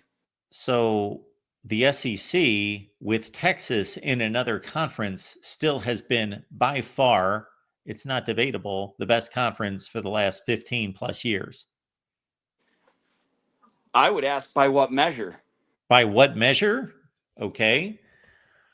By recruiting rankings, non-conference wins, postseason wins, winning percentage, national championships, top 5 teams, top 10 teams, NFL. Well, that's the proof in the pudding right there. Everything has been the indicator. The SEC has been the best conference. It's not even debatable. Well, it's a recycling argument and redundant to me. No, it's not a recycling argument. Grant me just a little bit more time and I'll get off. But I think especially now, the major point is that when you bring up top 10 and top 5 wins, when you say that they have these top 10 and top 5 wins, and then those teams don't even finish near the top 10 at the end of the year. That's not what I'm talking about. I'm talking about teams that finished in the top 5 or 10 in the country. If you go to any measurement any legitimate measurement that I think we could both agree on would measure the strength of a conference, the SEC has been the best conference. I'm not saying it's the best conference this year, although I still believe that it is. But in past years, it has always been the best conference for at least 15 years. I won't argue against that. Well, it just has. The I wish we could have an argument. I state this every offseason. I wish we could have an argument because I would produce all sorts of videos and go through metrics because I have in the past, and I come to the same conclusion because it's obvious to see. That conference went 14-5 in the college football playoff, and no other conference is anywhere close to that record. That's only one example. Some of those years, Mark, it could be argued they didn't deserve to have 50% of the stake in the playoff. And that's Okay, where that I will grant you could be argued. They have been given, or you could say earned, I think it's a little bit of both, more opportunities. But they have won. Their success in the postseason is so much better than everybody else's. right. And this is where I get off of that same track of thought, is that when you have the Sun Belt in your schedule, and I'm not saying that they're the only conference that has cupcakes. We have our fair share of cupcake. You know, Ohio State's invited a lot of people over to keep that within Ohio record, padded. But my major gist is that it seems to me like the days are gone when we can brag that the top 3 teams of the SEC and the Big Ten in the last 5 years have always deserved their shot. Like, the rematch of the championship game is not ideal for the 4-team playoff, and they'll have to earn their way back if we're going to have one of these championships repeat. And that's all I'm saying. I've soaked up a lot of time. Thank you for giving me this much time, Mark. Sure. And well, I appreciate the call. Yep. Have Thanks, a good Adam. night. I would like it to be a debate too. And this year, it is a debate. And we'll be able to obviously have the debate in a more meaningful way once we see the playoffs play out. And we'll see how good the Big Ten is in the SEC and the other 2 conferences. I'm going to find it hard to believe that the other 2 conferences will be competitive overall in the playoff. But yeah, I would love to have that debate and have it be a legitimate debate. But over the last 15 years, it's not a debate. All right. Welcome into the Voice of College Football. We've got Jared here. Hi, Mark. Can you hear me? I've got you. How you doing today? I'm great. So I'm 37, so I've been watching this for a while. Obviously, I don't remember the early 90s, but I still remember like the mid to late 90s and everything. And it does kind of feel like we're in that era of, like, for whatever reason, Michigan is just like, for Ryan Day in Ohio, they're just a slippery team for some reason. Like, they finally, like, Ohio State's had that mental edge where it's just like, and I never played college football, but I used to like race cars and stuff, and you get some people behind you and you just start, oh, here we go again, and I think Michigan has always had that where it's just like when something goes bad or doesn't go your way, you're just waiting for something to happen, and you kind of get that negative mentality. And it does seem like Ohio State has almost gotten into that mindset, almost like it's flipped. But the 2 things I have noticed that are more X's and O's, or something that you could probably put actual numbers on. Running the ball, I can't remember a game before these wins for Michigan where Ohio State didn't have an explosive running game that broke you. they always had those one or two huge J.K. Dobbins. I'm blanking on some of the great backs, but, even in the 2006, 2007 game, they would just, they could just pop those big runs and you're like, oh, no. And they would just break you like that. So, like, the running game has just, under Day, has been, in my opinion, for Ohio State, unacceptable. Because Ohio State, like Michigan, is you run the football. You run it. It's snowing. It's 30 degrees outside. It's November. You got to be able to run the damn ball. Excuse my language, but, that's the whole adage. It's the Big Ten. And I understand why they might have gotten away from that is like, hey, Big Ten wasn't that good. We're going to the playoffs. We're playing in warm weather in the dome, and these Clemsons and stuff that are just airing the ball out are picking us apart. So I understand the Ohio State shift. But that is one thing I've noticed is that, like, when you can't run the ball, Ohio State's really struggled to kind of put this game away like they have.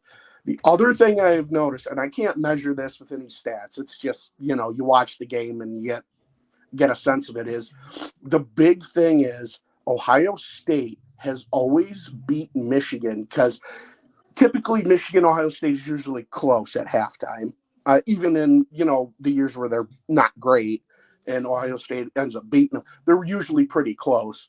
Yeah. But coming out of halftime, that first drive, either if Ohio State gets it, they've always scored going into half, then they come right out and score again. Then Michigan stalls with a 3-and-out, and then bang, Ohio State scored. That's over. Because then they just keep going. Or it's one of those things where, same thing. Michigan comes out, they stall, can't score. Then Ohio, and it seems like the way that Michigan has been able to be, and again, this probably isn't like a game plan because you're always trying to stop them, but it's that Michigan has been able to either stop them from scoring or been able to answer that score. They didn't let them. They're stopping them from getting away from them, so they don't have a 2-score lead going into the fourth quarter. And that seems like it's just been huge. And over these last few years, I've been watching that and going, like 2021 and stuff. It's like usually the script is Ohio State comes out, scores a touchdown, Michigan stalls, they come back, Ohio State scores again, they're up by 2 touchdowns, game's over at that point. And Michigan has really been able to win or tie the third quarter and then go on a long drive, kind of end of or the start of the fourth quarter to really cut the game down. So that's just some of the things that I've noticed about how the game is kind of shifted or changed in the right things that Michigan has seemed to started to do or figure out. But really the running thing seems like it's a bigger deal than what people are making it not to be. Yeah, I know that Michigan's got an excellent front, and they've had an excellent front for the last few years.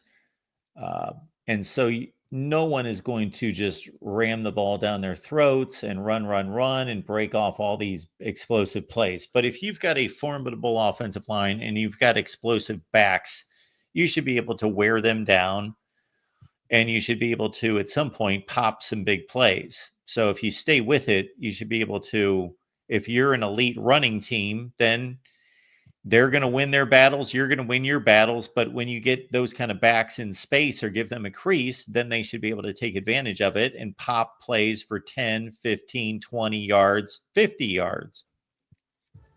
Would you like to, as an Ohio State fan, I mean, it's how college football is now. Would you rather have them kind of take some of that money away from the receiving corps? Hey, maybe we only have 2 elite receivers or 3, and then we kind of put more of it into the line of scrimmage, the offensive line more?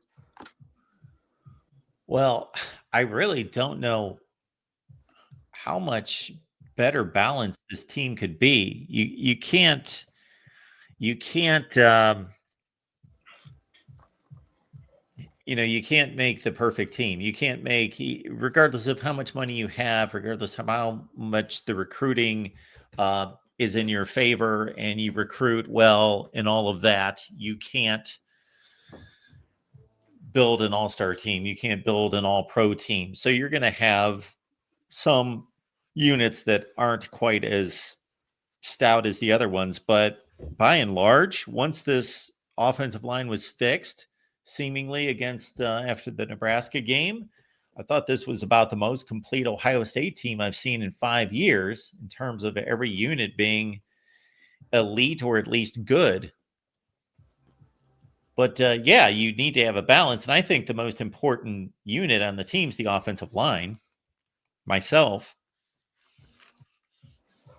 Do you think that they've just under Day? Do you think that would you like to see that culture shift? Like, do you think that the Day, I wouldn't call it an experiment, but his philosophy is the right philosophy to get you to where you want to be? Or do you think like you'd rather go back to kind of more, and I know it's easy, oh yeah, Urban Meyer won a national championship, but like more of that power running game? I think Ryan Day himself has tried to create that type of shift. You think it's just going to take more time for him?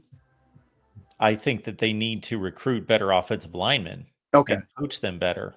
So again, would you, if you had to, like, again, and I guess you kind of already answered that, but it's like, okay, we only have so much money in the pot. We can get a couple more elite linemen, or we can get, you know, this all-star Marvin Harrison Jr. type wide receiver.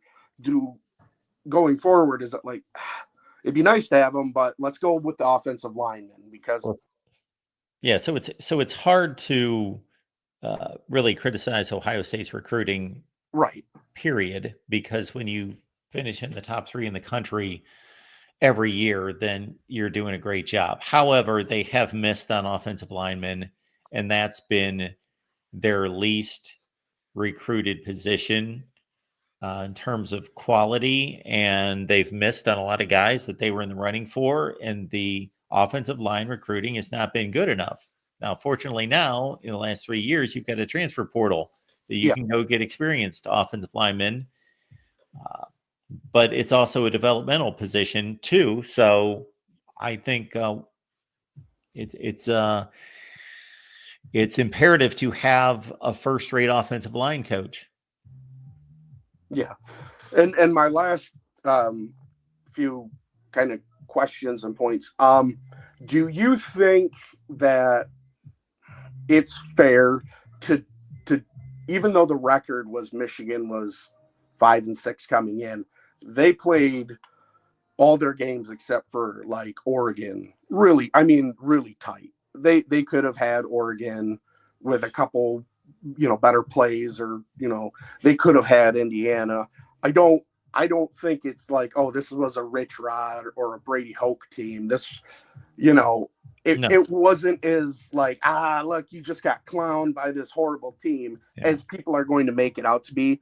I think Ohio State, I think Michigan was one of those weird teams that it was like, they could have easily been 9 or 10 wins coming into this game, and the narrative completely changes. They could have easily had 3 wins, though. Right. Yeah, that's true. They barely beat USC. They barely beat Minnesota. Maybe I'm missing somebody else in there. But, yeah, I get your point. I don't think it's a bad football team. Didn't think it was a bad football team going into this game. It's a team Ohio State should beat. Yeah. But it's not a bad football team. It's a top 25-ish kind of football team. And then my last question, just as an Ohio State fan, from your perspective, you can't speak for the entire fan base, so I understand that.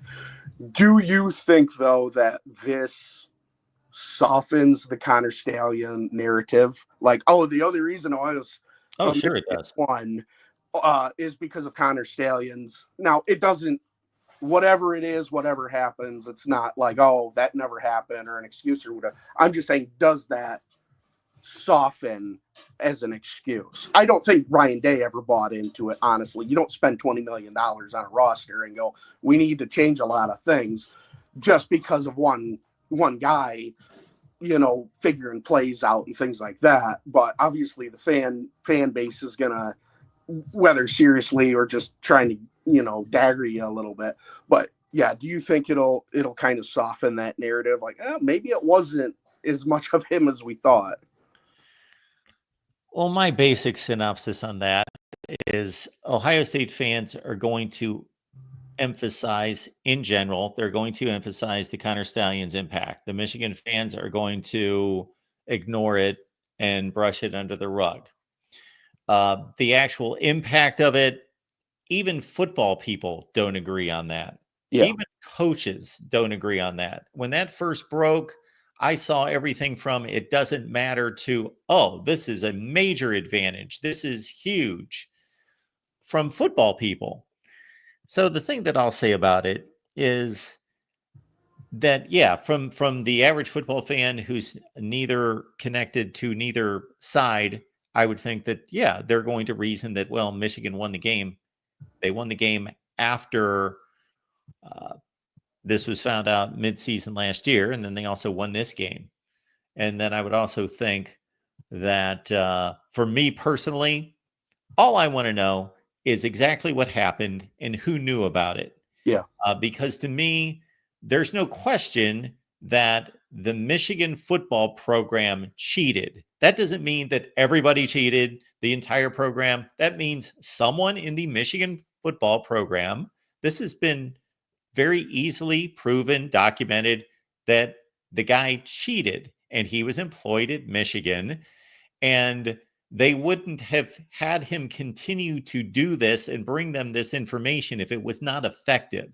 This went on for 2.5 years. So It was obviously effective. These head coaches are so paranoid, they're not going to use the same laundry detergent if they lost a game. Mm-hmm. So they're not going to continue to have him give them signs and give them indicators if it's not working. So it worked to some degree. I want to know when this investigation and the findings finally come out. I just want to know who knew about it. Myself. Yeah, no, that's fair enough. And then my last kind of thing that I was thinking about is with Ryan Day. And I'm not trying to kick a guy when he's down. I never want anybody to, lose their job, especially, right now. And I mean, he's not going to hurt for money, but still. I remember Tressel saying one time, though, in a quote, and I don't remember where, is like he likes Ohio guys because they give you a little more in the fourth quarter, especially in like games like this. Like, it does mean something. And I'm just wondering, like, do you think that, I'm not going to say Ryan Day doesn't get it, but do you think, like, if you were an Ohio guy, like an Urban Meyer and a Jim, like, do you, like, John Cooper, again, wasn't an Ohio guy. Do you think it does, like, give you that extra whatever magic? And also kind of parlaying into that, do you think that because of this transfer portal, it's kind of like culture versus money thing, you bring these guys in and it's like you don't really have that time to kind of get it, you know what I mean? Just kind of whatever that is, whatever motivates us to, oh yeah, Michigan pride, Ohio pride, and all that kind of stuff. Well, I think that you raise a great question, and I think it's very complex, but I'll address it like this. I would never argue with Jim Tressel and his experience, first of all, his football knowledge and his experience in dealing with football teams and his experience and ability to motivate and what he experienced and what he gleaned from that. So I would never argue with that. However, you can flat out look at the records of the Michigan teams that he beat and that Urban Meyer beat, and they're in stark contrast to the teams that Ryan Day is playing. So Ryan Day has played better Michigan teams than either one of them faced on a regular basis. Yeah, I guess that's fair. So that's one thing. The other thing is, unfortunately for the state of Ohio and other places around the country, people are moving west and they're moving south. Therefore, the talent is moving that way. And that's been going on since the 1980s. So the caliber of player and the quantity of player that Jim Tressel could recruit in the state of Ohio was better than he could today. So you have to recruit nationally. If they just stayed in Ohio, and I know you're not saying just exclusively stay in Ohio, of course, but you can only get so many 4-stars out of the state of Ohio, and typically you can only get maybe 1 5-star in a class. Yeah. Well, I appreciate the time, Mark, and the last little thing. If for whatever reason nobody can really put a finger on it, I think I know why Michigan keeps beating Michigan or Ohio State. And we found out that we were pregnant before the game in 2021. Uh-oh. And so my son obviously was born.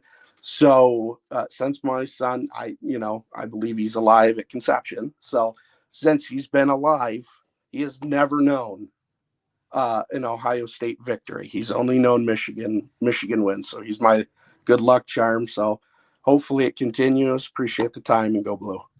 Gotcha. Thanks, man. All right, 3 calls. Let's make them real quick because I want to watch football. All right, and we've been here for 2 hours. Dennis, what's going on? Hey, Mark, how's it going? Hope your college I'm good. football Saturday is good. Probably not as good as mine right now, but it'll be all right. I know you look at the grander scheme of things.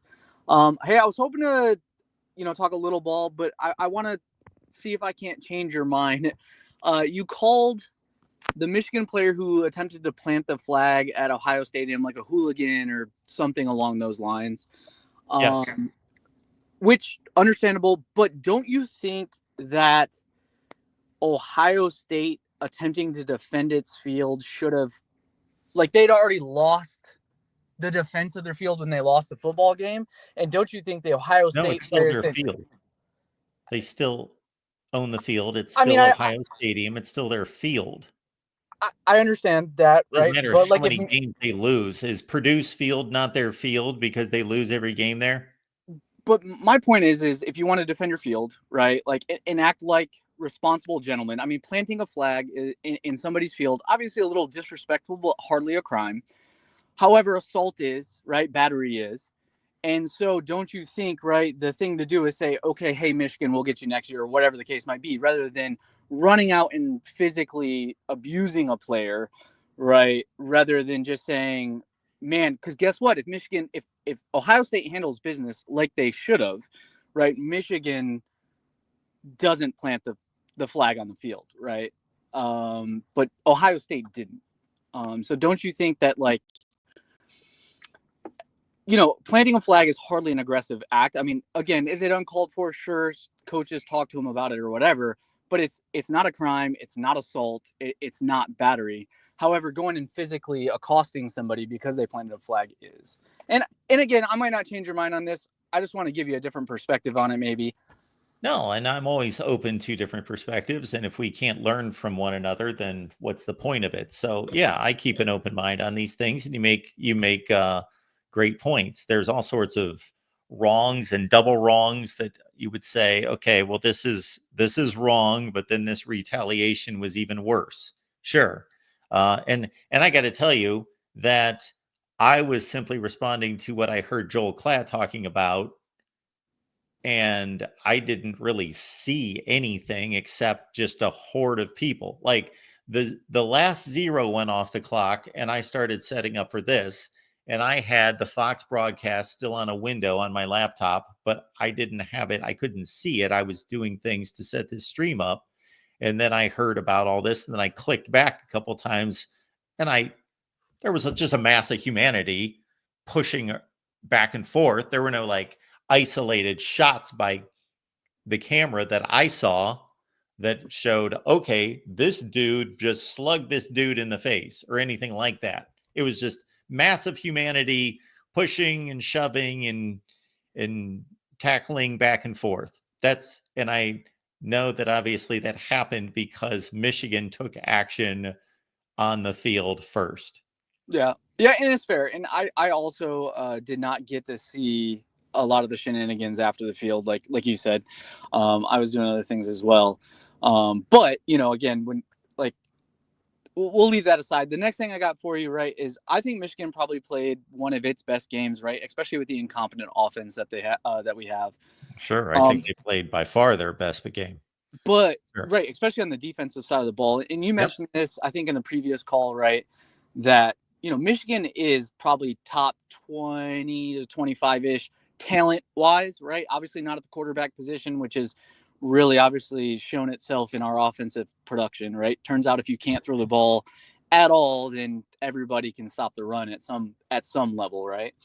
But do you think that this was Ohio State's worst game? Because I do, right? I do think that Ohio State is the far superior talented today, or on the field this year. I think that that the 21-point spread wasn't. It was probably a little high. It wasn't atrocious though. It wasn't. I mean, obviously insulting as a Michigan fan, but also understood. Do you think that this was Ohio State's worst game? Oh, their worst game, either this one or the Nebraska game. Yeah. Those were the two worst games. Nebraska is not a very good football team, and Ohio State almost lost that game as well. So pick or, pick and choose. They did lose this game. So it's a toss up in my eyes. The Nebraska game, though, was more of just an obvious offensive line issue. And that's where they really played horribly in that game, was the offensive front could not block Nebraska. And so they had something to fix. Whereas I can't really point to any other portion of the team and say that they played that poorly. But when your offensive line doesn't block, then you have problems. Yeah, I mean, I agree. And again, defensive line, and you called this, right? Michigan has a defensive line that can absolutely change a game, that can 100% win.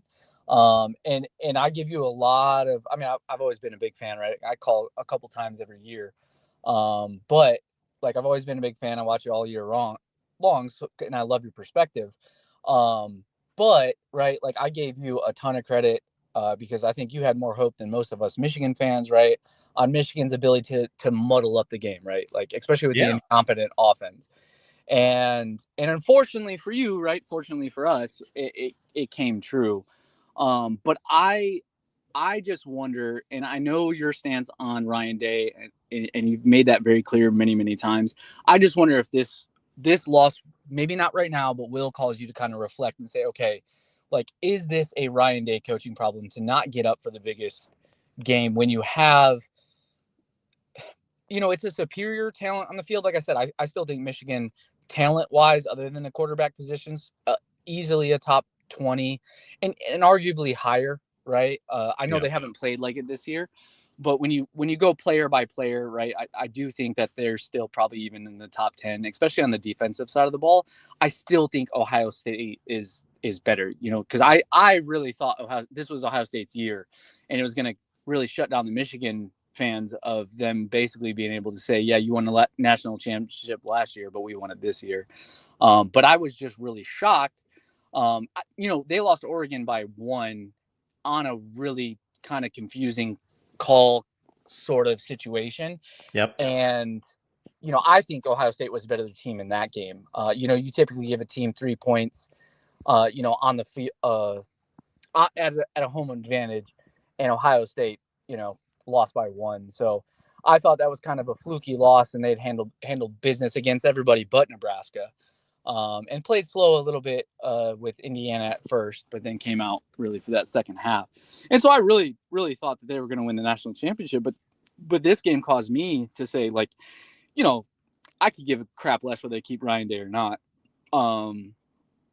But it was like, well, I just, I genuinely wonder if this will cause you to kind of reflect and be like, okay, is this a Ryan Day problem? Or is it just the way the cards fell, right? Yeah. Well, what's going to cause me to give it more thought is watching them in the playoffs. Yeah, true, right? Because they are going to go, and they might have a little bit of a tougher road. the playoffs this year for this first 12-team playoff is going to be absolutely insane. I think there's a lot of names and faces that we didn't expect to see. Happy Indiana's getting back. They're definitely back in. Penn State will probably be in for sure now too, with them going to the Big Ten championship instead. But yeah, with the SEC kind of beating themselves up, it's going to be a really interesting first 12-team playoff. I just wonder how Ohio State's road's going to be, right? Yeah. So I'll just make one comment, and then again, if we can just, I'll end it here. But that it's going to be kind of interesting to see what the committee decides. If Texas beats Georgia, Georgia's going to have 3 losses. Ohio State's got 2 losses.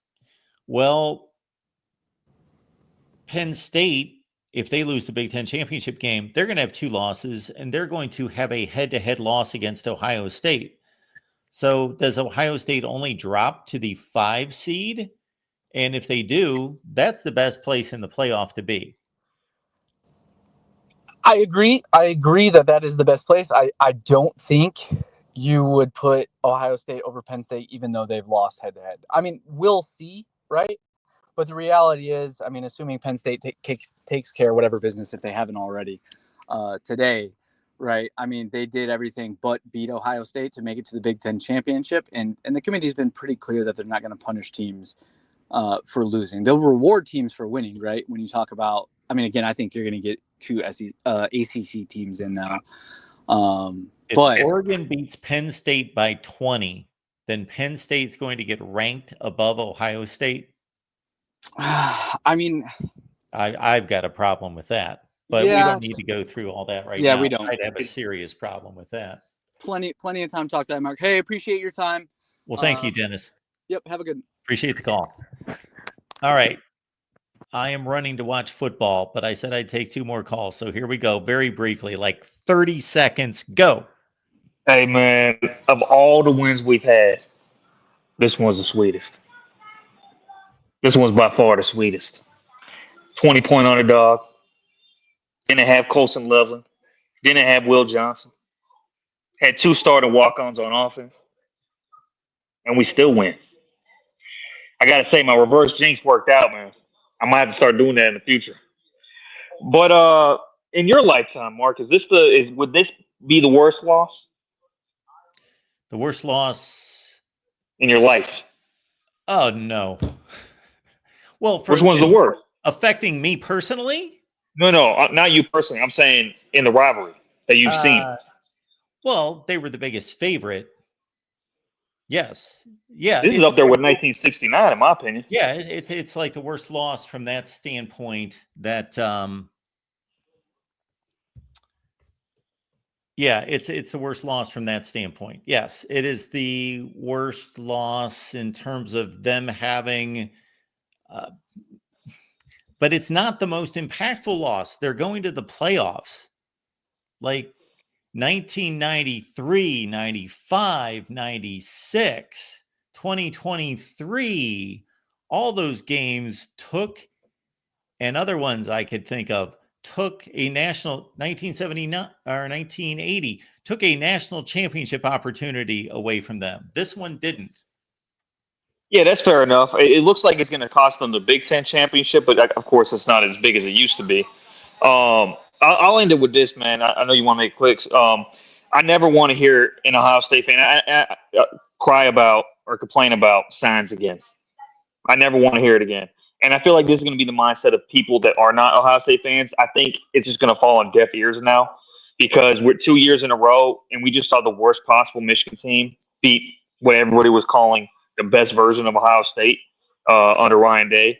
No cornerstones, none of that. So no one's going to listen to that anymore, honestly, unless you're an Ohio State fan. No one's going to care. This win was the sweetest, for sure. And that's part of the reason. All right, Mark, I know you got to get going, but Thanks, man. Yep. Thanks for calling. Bye. All right. And we finish up with Dave, Minnesota Dave. All right. I'll make it very quick for you, Mark. I heard your opinion on it, but I'm going to say this. If you don't want Michigan planting their flag in the middle of the field, you win the damn game. It's that simple.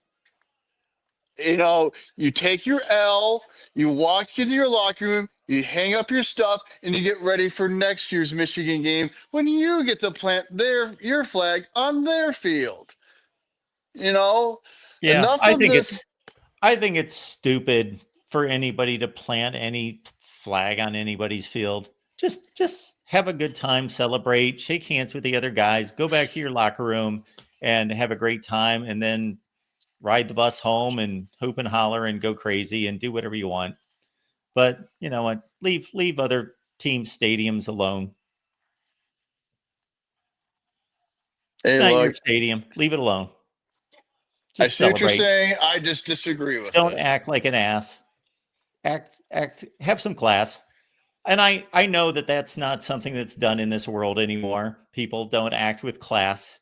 They don't act with class. They don't act with dignity. Those aren't words that we use anymore. I understand that. It's all about shoving it down the other person's throat. But I just think that's asinine and stupid, and it's a punk move. That's my opinion. So, and All I right. would say the same thing about Ohio State doing it. For anybody that's ever listened to me, they should know that I don't draw lines around my team and allow them to do whatever they want and don't criticize them. I do the same thing. Say the I same thing. understand. I understand where you're coming from. I think the most asinine thing, though, was the Michigan guy taking the flag and running around and getting in the Ohio State guys' faces with it. And then they ripped the flag apart. Like, what do you think is going to happen? It just irritated it more. That's the only thing I got mad about with Michigan. Yeah. You know, that guy knows better, and he knew what he was doing.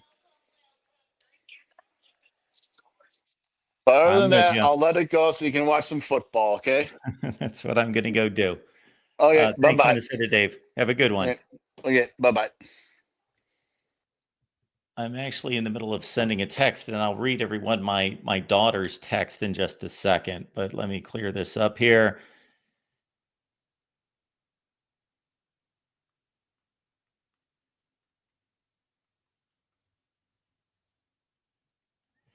So my daughter, many of you Ohio State fans and Michigan fans will enjoy what my daughter wrote because she's a lot more hardline than I am. Again, the Ryan Day thing. If Ryan Day gets fired tomorrow, which of course they're in the middle of a season, he won't. That's not going to hurt me. And I don't have any great attachment to Ryan Day. I think he's a fine football coach. Do I think he's the greatest coach of all time? No. I think he's a fine coach. I think that if he coaches at Ohio State for another 10 years, he will continue to win a ton of games and break through and win even bigger games, and the world will be fine. If he gets fired tomorrow, well, they will need to go out and get a better coach. And that may be a little bit more difficult than some people think. Will it be the end of the world? No, they're Ohio State. They should be able to go get a really good coach. So again, don't misread my Ryan Day take. My Ryan Day take is more like, yes, this is unacceptable. You don't lose to Michigan 4 consecutive times, but